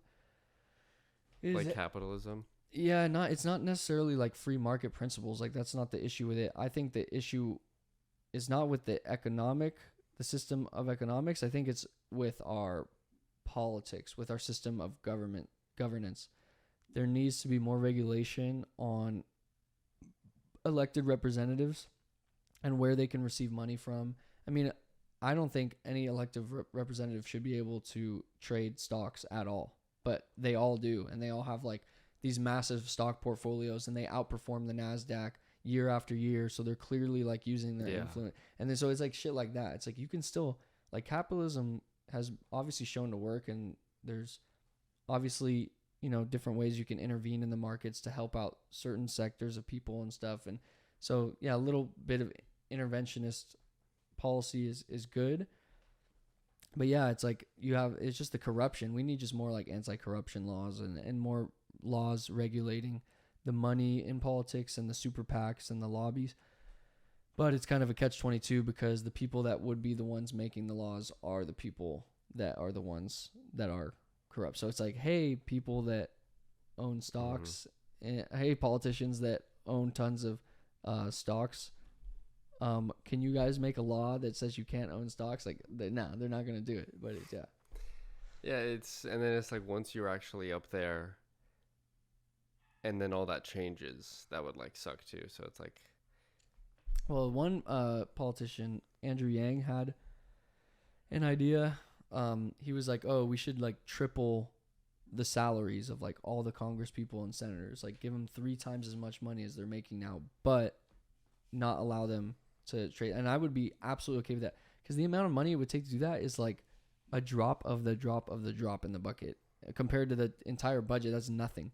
So yeah, have them make $1 million a year, have them make $2 million a year. It's really not going to be that big a deal, but at least now they'll be acting in good faith of the country, as opposed to doing things that are literally just counterproductive because they're making money other ways. Yeah, so I mean, when you become, not that you've been the president, but I'm just curious if you know, like when become, I would vote for you. Me and Joe on the That ticket. that would be amazing. But when you become the president, how much influence do you really have? Like, what? How? I feel like there's only so much you can do within the 4 years. It's not like you're gonna change the world. Yeah, well, you really don't have a lot of influence. Obviously, you know about the three different branches of government, right? The judicial, the executive, and the legislative. So the judicial is all the judges, the court system. The executive is the president. So you run the executive branch. You pretty much have total control over the executive branch. And then there's the legislative, which is probably the most powerful. The legislative is what actually creates new laws and can amend the Constitution and stuff. So those are the senators and congressmen. What I am curious about is like how many other countries work this way. I feel like a lot do now.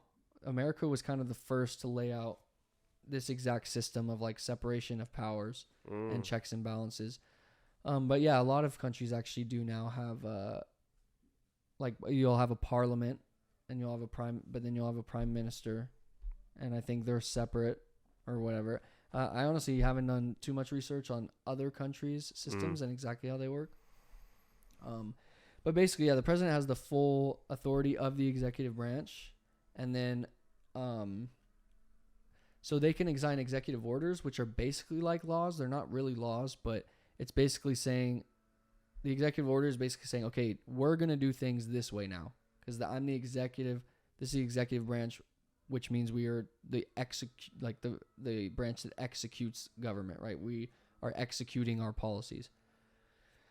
But the thing is like it's all checked, right? To where, say the president says, okay, executive order, we are now going to do this. And then the judicial branch goes, okay, well, now we're going to see if that's legal, if that's a legal law that you can do. And if they say no, then you can't. You have to pass it through the legislative first, but then that has to pass through Congress, which then has to pass through the Senate. But I will say as president, you do have a lot of authority on like what the government's going to focus on. You kind of set the priorities, not completely, but you kind of do, and you set different initiatives. And especially if you're creating programs that like no one's really going to dispute in a way, it's like no one's really going to put up like a big, huge, like, and you can also allocate money. You have a lot of influence over like where money goes, but you can't really like create brand new laws. You can't say like, you can't change the laws. That has to all go through like the legislative branch. But then even the legislative branch could make a law, and then the judicial branch looks at the law and goes, this law is inconsistent with the Constitution, so this is actually not a legal law, so then you can't have the law. So it kind of, they all wow. But I would say probably the most important branch, the most powerful branch, you could say, is the legislative, because they're the ones that make things happen. But the judicial branch is what keeps everything in check, because they're the ones that stop the other branches from just doing whatever they want. So as soon as a country's court system becomes corrupted and starts to go, that's when things get real bad. And I actually have a good amount of faith in the American court system still. Well, that's good, because I mean, you know a decent amount of it, obviously, and I don't. But I feel like it's easier to hate them more than like try to understand them and try to like know where they're coming from. Yeah, and like I said, it's like don't hate the player, hate the game kind of thing. And but then also the president has a lot of I'd say where they have the most power is foreign policy, because you're not really making laws for the country. You're dealing with the outer workings of your country. So like you're dealing with Russia and China and stuff like that really isn't regulated by the legislative branch, because you're not making any new laws. It's just different decisions you're making on how to deal with other countries. So the president actually has a lot of influence there. Okay, so even like that makes sense. Like they can't technically start a war. Like a war has to be declared through Congress. Like has to become a vote in Congress. Really? Damn. But if you're the president, you could order like a strike on like a certain target or something like that, and then that could lead to a war or something. Wow. So it's like you actually kind of can and kind of can't. That makes a lot of sense, because I mean, when you really understand the whole thing, it's like if we did have to get into a war, and there's like the people that don't want it, but it's like the obvious thing to do, and because yeah, I guess when the shit hits the fan, that's when the things really matter. And like for a long time, like the world has been chill. Yeah. But it's interesting, because within those things, you didn't mention like the Federal Reserve, which like, Yeah. you know, that its role in everything. Do you know like how it works, like interweaves? Well, the Federal Reserve is super powerful too, especially over the economy. It has a lot more influence than the president because they set interest rates and like decide how much money is printed, and like But those they're two not things. the government, right? They are a part of the government. Yeah. But aren't they privately owned? I don't know if it's privately owned. I don't think the president appoints who's in charge of it though, which is interesting. Mm-hmm. Yeah, I'm not too familiar with the formation of it. All I know is that it was formed on like Jekyll Island, and like it was a bunch of people just coming together, and then they worked their way into the government, and you know it's interesting because it's like you have to feel like these people know the game they're playing, because it's like they run the show, but they seem so clueless sometimes. So it says the Federal Reserve banks are not part of the federal government, but they exist due to an act of Congress. Their purpose is to serve the public. Interesting. So it's a board of governors that run the Federal Reserve, and I think they decide who chairs it and stuff. Yeah. Who are nominated by the president and confirmed by the Senate. So the president says, I nominate these people, and then whenever there's a president, then the president nominates someone. This happens with judges and with cabinet positions. So if you're like, oh, I'm president, I want Brandon to be my attorney general, I appoint you, but then the Senate has to vote yes or no on you. 95% of the time they vote yes, unless it's like a Supreme Court justice. Then sometimes it's a little more hard because it's like Supreme Court justices are like extremely important when it comes to how policy. often does that happen? Whenever someone dies or resigns. So there's 9 Supreme Court justices. So the one that just got filled was because Ruth Bader Ginsburg died, and then so when you're a judge, a federal judge, you're appointed for life. So there's no term limit because the reason for that is because they don't want that to influence your judicial decision. So if you're a judge and you know that no matter what, you have that position for life, you're going to be able to actually decide on cases what you actually believe. Because say you were up for re-nomination every 10 years. Say after 10 years, you had to either get nominated again or someone else could get nominated. Then you might make decisions based off that by saying like, oh, if I decide this way, I'm not going to get nominated to be a judge again. I really want. So you're appointed for life until you either retire or die. So yeah. So that's with a Supreme Court judge, you said? Yeah, for any federal judge, but yeah, the Supreme Court justice would the Supreme Court judges fall in that. With the federal judges, there's I believe 9 circuit courts within the United States. So depending on where you are, that's crazy. There's different federal circuits, and so if you're a federal judge, you're on for life. Wow. But if you're a district judge, I believe you're up for election every so often. And you learn all this in political science? Yeah, I would say a lot of it, but I would say a lot, like good amount, like just on the internet, just knowing stuff too. But yeah, policy definitely starts that conversation. But back to the war thing, just real quick to throw in. So like World War II, after Pearl Harbor attacked, every single member of Congress except for one voted to go to war with Japan and Germany. After Germany also declared war. The one was just it was a lady, she's a pacifist, she abstained. So basically that was like an actual war, right?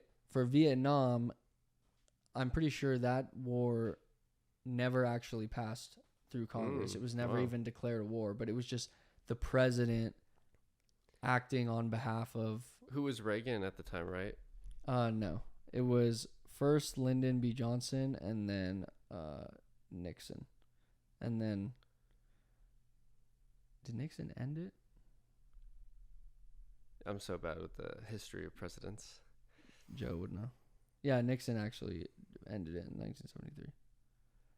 And that was Vietnam, which wasn't a war, technically. Yep. The United States did not declare war during its involvement in Vietnam. Why did that even start? What was up with Vietnam? So during the colonial rule, right? The French, the French and the British, Which was a long had time lot of ago now. colonies. But it lasted for a long time. So the French had like control over Vietnam for a long time. And then I'm pretty sure after World War II, obviously like France, a lot of France was taken over by the Nazis. So when World War II was over, I think they still had a presence in Vietnam, but just internationally they were a lot weaker than they were before the war. So the French were occupying Vietnam, and then there was kind of a similar war between the Vietnam and the French, basically trying to get the French out of Vietnam. For some reason, I don't remember the details, but the United States would basically come in and say like, oh, we're going to help France like maintain their colony, whatever. And then so it ended up basically slowly going from France to maintaining a presence there to the United States to maintaining a presence there. Obviously, this was during the Cold War, so you had the USSR that was communist, and then the West was like, democracy, individualism. So there was all these like, ideological conflicts, and then so they saw as like the more countries that turned communist, the weaker we were getting, and the more powerful Russia was getting. So pretty much over different countries, the Korean War was the same thing. You had the communists in the north, and then they invaded the south. We came in, helped the south, push them back to like the 45th parallel or whatever it's called. So it was the same thing with Vietnam, like communism and democracy. And so yeah, we were there. We supported the government in Saigon, which was like technically the official Vietnamese government. But then in the north, you had the NVA, which was like the proclaimed North Vietnamese army. It was the North Vietnamese army. And then you had the Viet Cong, which was more like the guerrilla fighters. Yeah, dude, Nee's dad has some crazy stories about like running in from Vietnam them. when that happened? Yeah, that's crazy. and he Dude, you should have him on the podcast. That would be insane. Yeah, but I mean, maybe I could zoom you in because I'm sure you would have some good questions. But yeah, he doesn't speak full English, but he was like running from them, and he escaped, and so did her mom.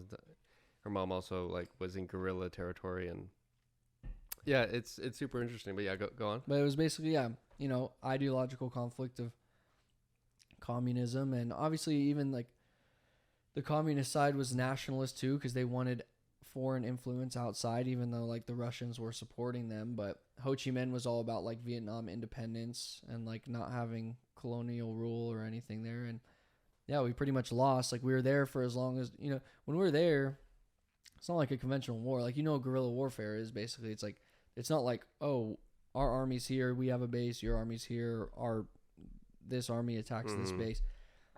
It's just villages of people, and they would hide in like the trees and stuff. During the day, you didn't know who was a soldier and who was not a soldier. And then during the night, sometimes they would have like the Viet Cong would have these ambushes, or during the day, what the U.S. strategy was is like they would say, okay, we think there's Viet Cong in this area. It's like a jungle, whatever. We're going to send one of our units on patrol through the area so that way we could find out where they are. Because if we send our unit on patrol, they're going to eventually ambush them and try to kill our soldiers. Once they do that, then the soldiers call in a napalm strike. Then the jets come in and then drop napalm and like try to kill So they just outsmarted them with like our technology. Well, not like really, because it didn't necessarily work. It got a lot of our guys killed because you're just sending that makes sense, you're sending them on patrols just to basically get ambushed because you're trying to lure them out. I'd be so nervous. Yeah, you're trying to lure them out. Oh yeah, that's fucking horrifying. Like a death sentence. It's one thing to show up and be like, all right, we're fighting the Germans. We're going to battle. Here's where we're gonna fight. Here are the German positions. We're gonna do this. But it's another thing to be like, all right, you're going on patrol and then ambush out of nowhere. Fucking bullets start flying everywhere. Down. So, I mean, you even see that in, like, Forrest Gump. They're on a patrol, they ambushed, and they call the napalm in and whatever. So that was, like, their strategy. It was just, they didn't care about how many human lives we lost and all this. But it's impossible because you don't even know who you're fighting. So, like, day after day after day, you're just there, and then you're just getting attacked. And so eventually, yeah, we withdrew, and then once we withdrew, then the North Vietnamese took over the south, the government in Saigon. And sorry, what was this all about? Because you started talking about the British. Basically, colony. ideology. Like communism versus democracy, and so that there was what was called like the Red Curtain or the Iron Curtain, which basically was like this wall of like communist countries that would, geographically you're like, okay, here's communist countries, and then here's the democratic countries, and then so the whole thing was like, if the communists keep taking over, they're going to take over one by one, and eventually the communists are going to take over the world. It was like, that was like what the whole Cold War was about. Now, I'm sure there was a lot more behind the scenes with like defense contractors and people wanting to make money off the war, because obviously you're spending tons and tons and tons of money on equipment and all this. And then there was an incident that was like kind of triggered the beginning of the war. It was like, it's like called the Gulf of Tonkin, which is like a Gulf body of water in Vietnam. And there was like an American ship that basically got shot with a torpedo or something, and like it drowned, U.S. soldiers or whatever. And so that was like kind of the excuse of like, oh, they shot our ship, so now we have free reign to go in and blah blah blah blah. But a lot of people dispute like who really did that. Did they just do that so that way they had an excuse to go in, because that wouldn't be passed into like so the there's always conspiracy that, theories like and the false flag or whatever. Yeah. And it's like anything goes in war, so it's like that wouldn't be that crazy to assume. Like when you're talking about something of this magnitude. Yeah, the manipulation, and it's all about narrative. Well, even like the Nazis, like I don't know if you've heard of the Reichstag fire. So it's like a Reichstag building. It's like a big government building, and there was a fire, and it like burnt down the Reichstag building, and basically they said that the Jews burned it down. And then so you kind of look at that and you go, okay. Or what they did was they said, oh, let's burn down the Reichstag building, blame it on the Jews, and then now when we want to say, oh, we're going to do all this to the Jews, people will go, well, yeah, they did the Reichstag building, they're becoming dangerous. So it's like, that's happened a lot of times throughout history, of like, you create a problem so that way you can come in and solve it. Yeah, that's interesting. Like, because with every time, and I don't like how I think this, but every time like I hear Nazis, I think of like the conspiracy that they're like associated with UFOs. Have you heard of that? Kind of. Like Hitler fled to Antarctica and like made a deal with like aliens in Antarctica. Well, okay, there's a lot.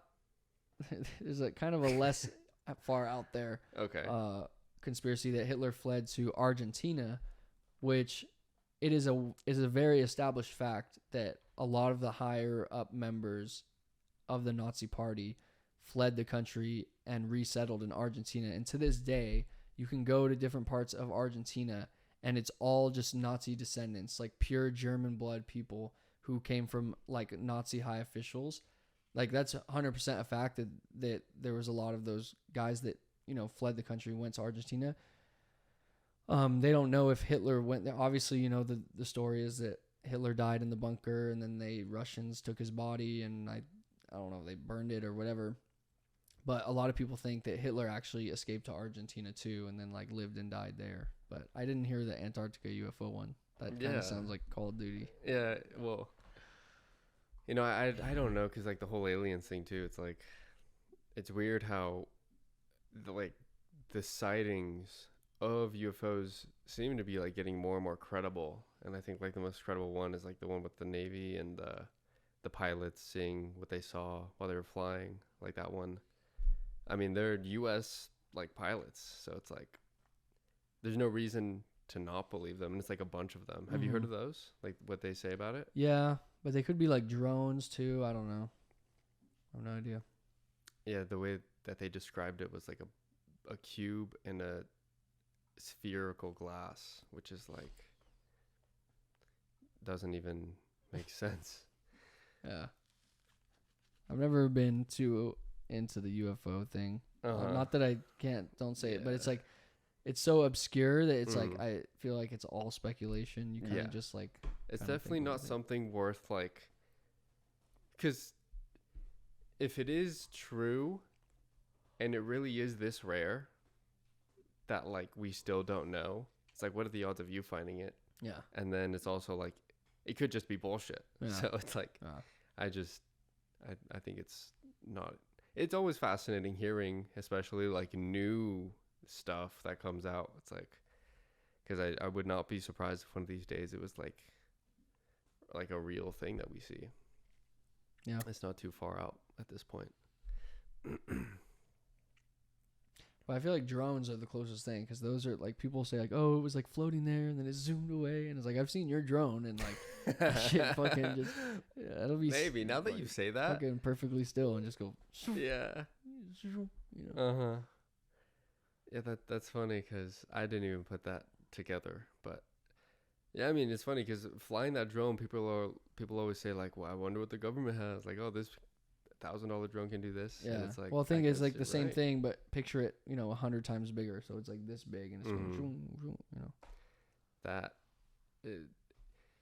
it's weird because I mean, with I don't know much about like the when they invented the like atomic bomb, but wasn't it like hundreds of people kept that a secret for like it was called the Manhattan Project, and obviously the Nazis and then the Russians and us were all working on it, and what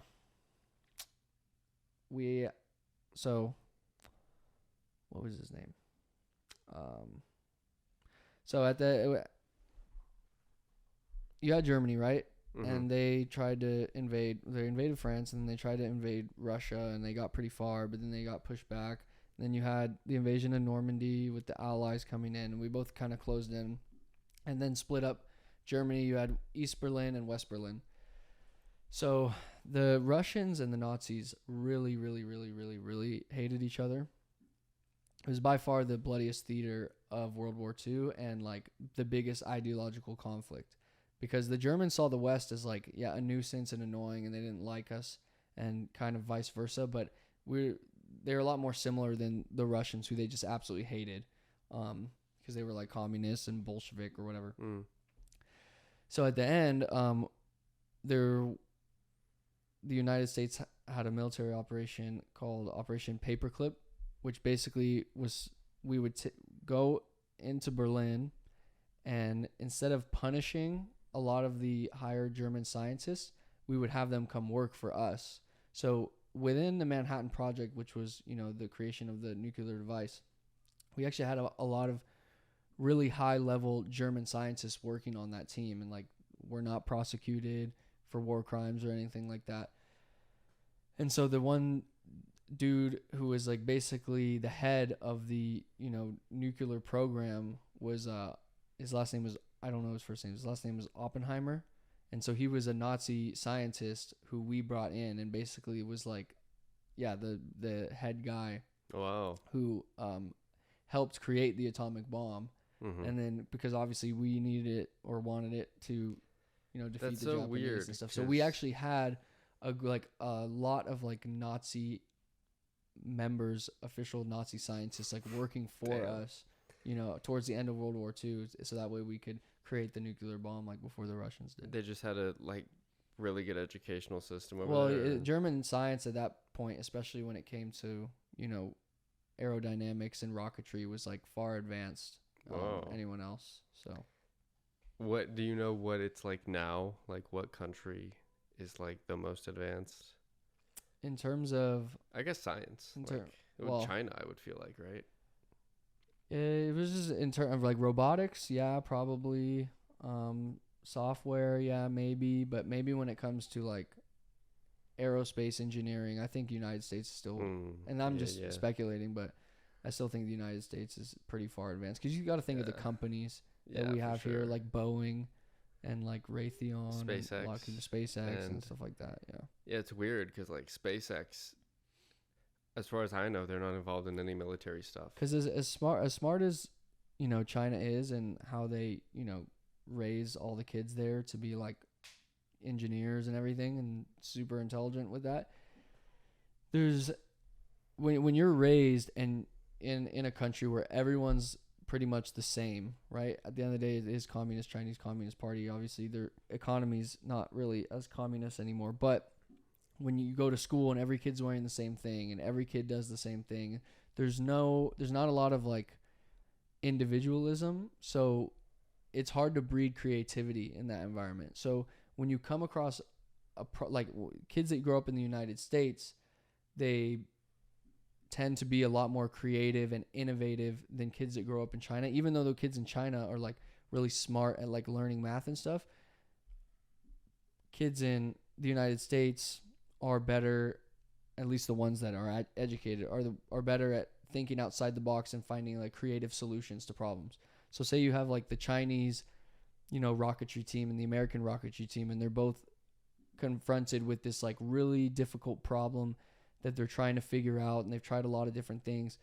The American minds, they've grown up in a lot more of creative environments where they're allowed to innovate and explore and be themselves, to where when you come across like a crazy high problem like that, our brains are better at finding those like creative solutions. But that obviously comes at a price, because then you have all these losers in America that don't use their brain for anything but TikTok and Xanax, and then so it's like you have that. So there's like two sides of the coin, to where it's like the Chinese youth is a lot more like disciplined and straight edge and more serious about their education, but they grew up in an environment that doesn't foster a lot of innovation and creativity. So and I think America usually has that going for them in terms of like the whole problem solving realm. I think the best, and this is just call it a speculation, but it's just kind of the way I live my life. But I think the best possible society would be one where people like actually don't work for money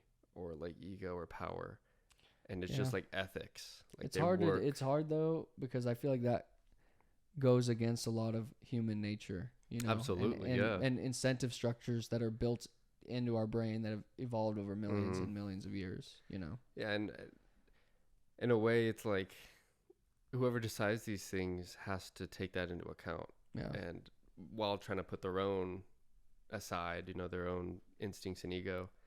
And I think that it's interesting seeing like the idea of artificial intelligence, or like we set in place certain things that are controlled and already like almost like predetermined. Like if you do this happens, and this like there's nobody involved. It's just like that's just the way it is, like with code. And I don't know, it's interesting. Yeah, there's a saying in politics about communism, because communism on paper, I guess, everyone, on paper, I guess it's a good idea, to where, oh yeah, we're all the same, we all contribute what we can, and we all help each other out and everything like that.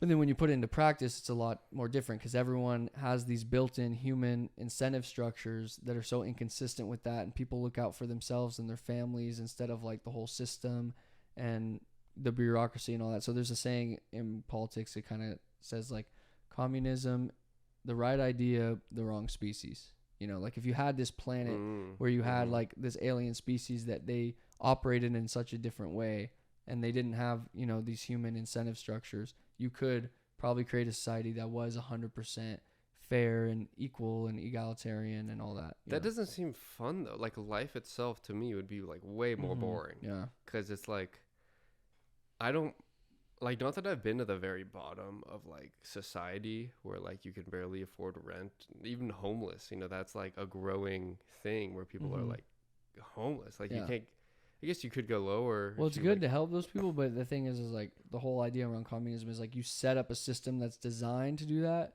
to like be fair, and then it just doesn't actually play out that way, because people stop contributing once they don't have to. Like if you don't have to like pay your own rent, then it's like, why would you worry? So it's exactly, like, and there was this saying in the USSR that was like, we pretend to work and they pretend to pay us, because it's like you're getting this money from the government. Everyone gets their however allotted amount from the government, and they tell you what job you're going to do, but it's like you have no incentive to do it. So you show up to work, you don't even give a shit about what you're doing. So you're not really doing any real work. And then they're paying you money, but the money's not really real because no value is actually being created, you know, because no one's actually producing anything. And so, yeah. And so with communism, is it like you're either full blown communist or not? Because like I could imagine like the whole thing wouldn't work unless you're full blown. Like it's like a machine with many parts. Yeah, you need you need kind of everyone on board and participating, which that's like a big issue of it, you know. But it's like the government tells you what your job is going to be. So maybe you're super smart and I'm like some average guy. So then they're like, all right, Brandon, you're going to be a neurosurgeon because we need neurosurgeons. And then, but you make 100,000 rubles a year. And then I am a construction worker. And then, but I also make 100,000 because this is communism. So we're making the same amount of money. We're equal, even though you're doing a job that's 50 times harder and requires 50 times as much skill and intelligence. Like we're both making the same thing. But then it's like, if that's the case, would you really bust your ass that hard to like go out there and like be super high achieving and put yourself in a position where you could be a neuroscientist when you're basically getting the same thing as everyone else who's working at, you know, the local farmers, right? It's like, so it just goes against human nature and incentive and even like dopamine and shit like that. And like a lot of what motivates men is status, you know, is like thinking, oh, if I do this and make this much money or achieve this position, then people will look at me in a higher light. And that you know, it's weird. That's very human nature is. Cause I've kind of felt that before where it's like cause you get the motivation, but then actually acting on the motivation and making it happen is like a superpower. It's weird because like not everyone does it. No, not everyone actually takes the action. And it's like, I think a good example is like actually like people who go to the gym consistently, like, you know, as much as a health thing as it may seem like, I feel like most people don't. It's funny that you brought that up because it's like the perfect analogy for communism, right? So say, damn dogs. So say we have our society is 100,000 people, but instead of economy and money, it's just the gym, right? So say when you go to the gym, you don't like build your own muscle or work out. It's just like everyone has the same body. And so it's like the more you go to the gym, it helps out everyone's body, right? So it's like if you're going to the gym every day, it's losing calories for you, but everyone else. Like, does that make sense? Yeah, absolutely. So if that was the case, would you have people that are going to the gym 7 days a week? No, because you'd have all these other fuckers that are like, oh, well, if they go to the gym for me, you know, at least the collective's going to the gym, they're doing work for me. So then other people going, all right, well, if he's not going to go, then I'm not fucking going. I'm not going to go to the gym if you're not going to go. Because like, say that's it. Like if everyone had the same body, if the gym, like if my workout helped your work, you know, so it's like that. That's because, I mean, it's hard to really put like a system to explain it to someone who doesn't understand. Like I feel like systems with like a cap are a good example because it's like eventually one day everyone would just be huge and if it only went up. But it's like, say, right, it was true, like good faith communism in the gym, right? So then there might be a guy who has a condition, right? And his knees don't work or something and he can't really go to the gym. You're like, yeah, I have no problem. If we all go to the gym and then he doesn't have to work out, he has this condition and it will help him too. He has a disadvantage, it will help him. But then you have the other people who aren't disadvantaged that just are lazy and they're like, okay, well, I'm not going to go because, you know, like all these people are already going anyways. Why do I have to go? You know, so it's like, it makes sense that way. Yeah. It's, this might be a stupid question, but like right now, is Russia like full blown communist? No, I would say really the only full blown communist country is North Korea. There's other countries that are pretty totalitarian, which totalitarian is more like freedom versus authority. Communism doesn't really work in a freedom-based society because you need so much authority to regulate it. So communism kind of ties in under totalitarianism and authoritarianism. But when you're talking about communism itself, you're more talking about the economic side of things and, in a way, the social side of things. But like a place like Venezuela is like pretty totalitarian. Like you don't have a lot of like human rights there, but it's like not 100%. That's so weird thinking, because I mean, if shit happens here in the U.S., like you feel safe. Like if anything goes wrong in your life, it's like, oh, like my sister got hit by a truck, or like, you know, it's like there will be justice. There will be something. To a degree, it's more like you just there's hope that you can actually do something, you know. But it's like when you grow up and the government tells you what you're going to do, where you're going to live, like, yeah, what job you have, who you're allowed to marry, then it's like, dude, like, what's the point of life, I guess, if like all the decisions are being made for you and you really don't have any agency. And so that's kind of what the whole Western, you know, all of Western society is based upon God-given rights. Like each person is born with the right to be able to pursue life, liberty, and happiness because you're able to make decisions for yourself. You may sink, you may swim, but you at least have the ability to try and to do things yourself, as opposed to communism where it's like you don't have any God-given rights. You belong to the state. We're going to decide what's good for you. Really? And like, yeah. So that's so crazy. Because hearing Yonemi talk about that in North Korea, like how she said if you shake Kim Jong-un's hand, you can't wash it. Like, it's like that. Like, I don't know if that was like really what. Probably. But it was like you just met the center of the universe, the creator of everything. And it's like that they just don't know. They don't know anything outside of. And you wonder how much they do know, and they're just pretending to go along with it. But it's like, how would they even know anything else? It's like the information flow is so tight. It's like they can't even really know what's out there. Like, it's insane. Yeah, and it's like they hear shit that sounds. Like, imagine bringing like some random North Korean to like a strip club in Vegas or something. You know? It'd be a different universe. Like, what the fuck is this, bro? Like, this is some dystopian shit that we have going on. Yeah. But yeah, I think. We've been talking a while, right? Yeah, I'm getting hungry. Yeah, well, thank you for being here. I know this is going to be your last time on, at least in person. So I'm glad I brought the camera. But for the time being. Yeah, well, thank you. Back. Thank you for being here. Yeah, thank you. That was Brandcast episode. This is the Out of Your Mind podcast with Ryan Longoria and Brandon Daughtry. Thank you for listening. Ugh, how long was that? I had a new PR yesterday. Dude.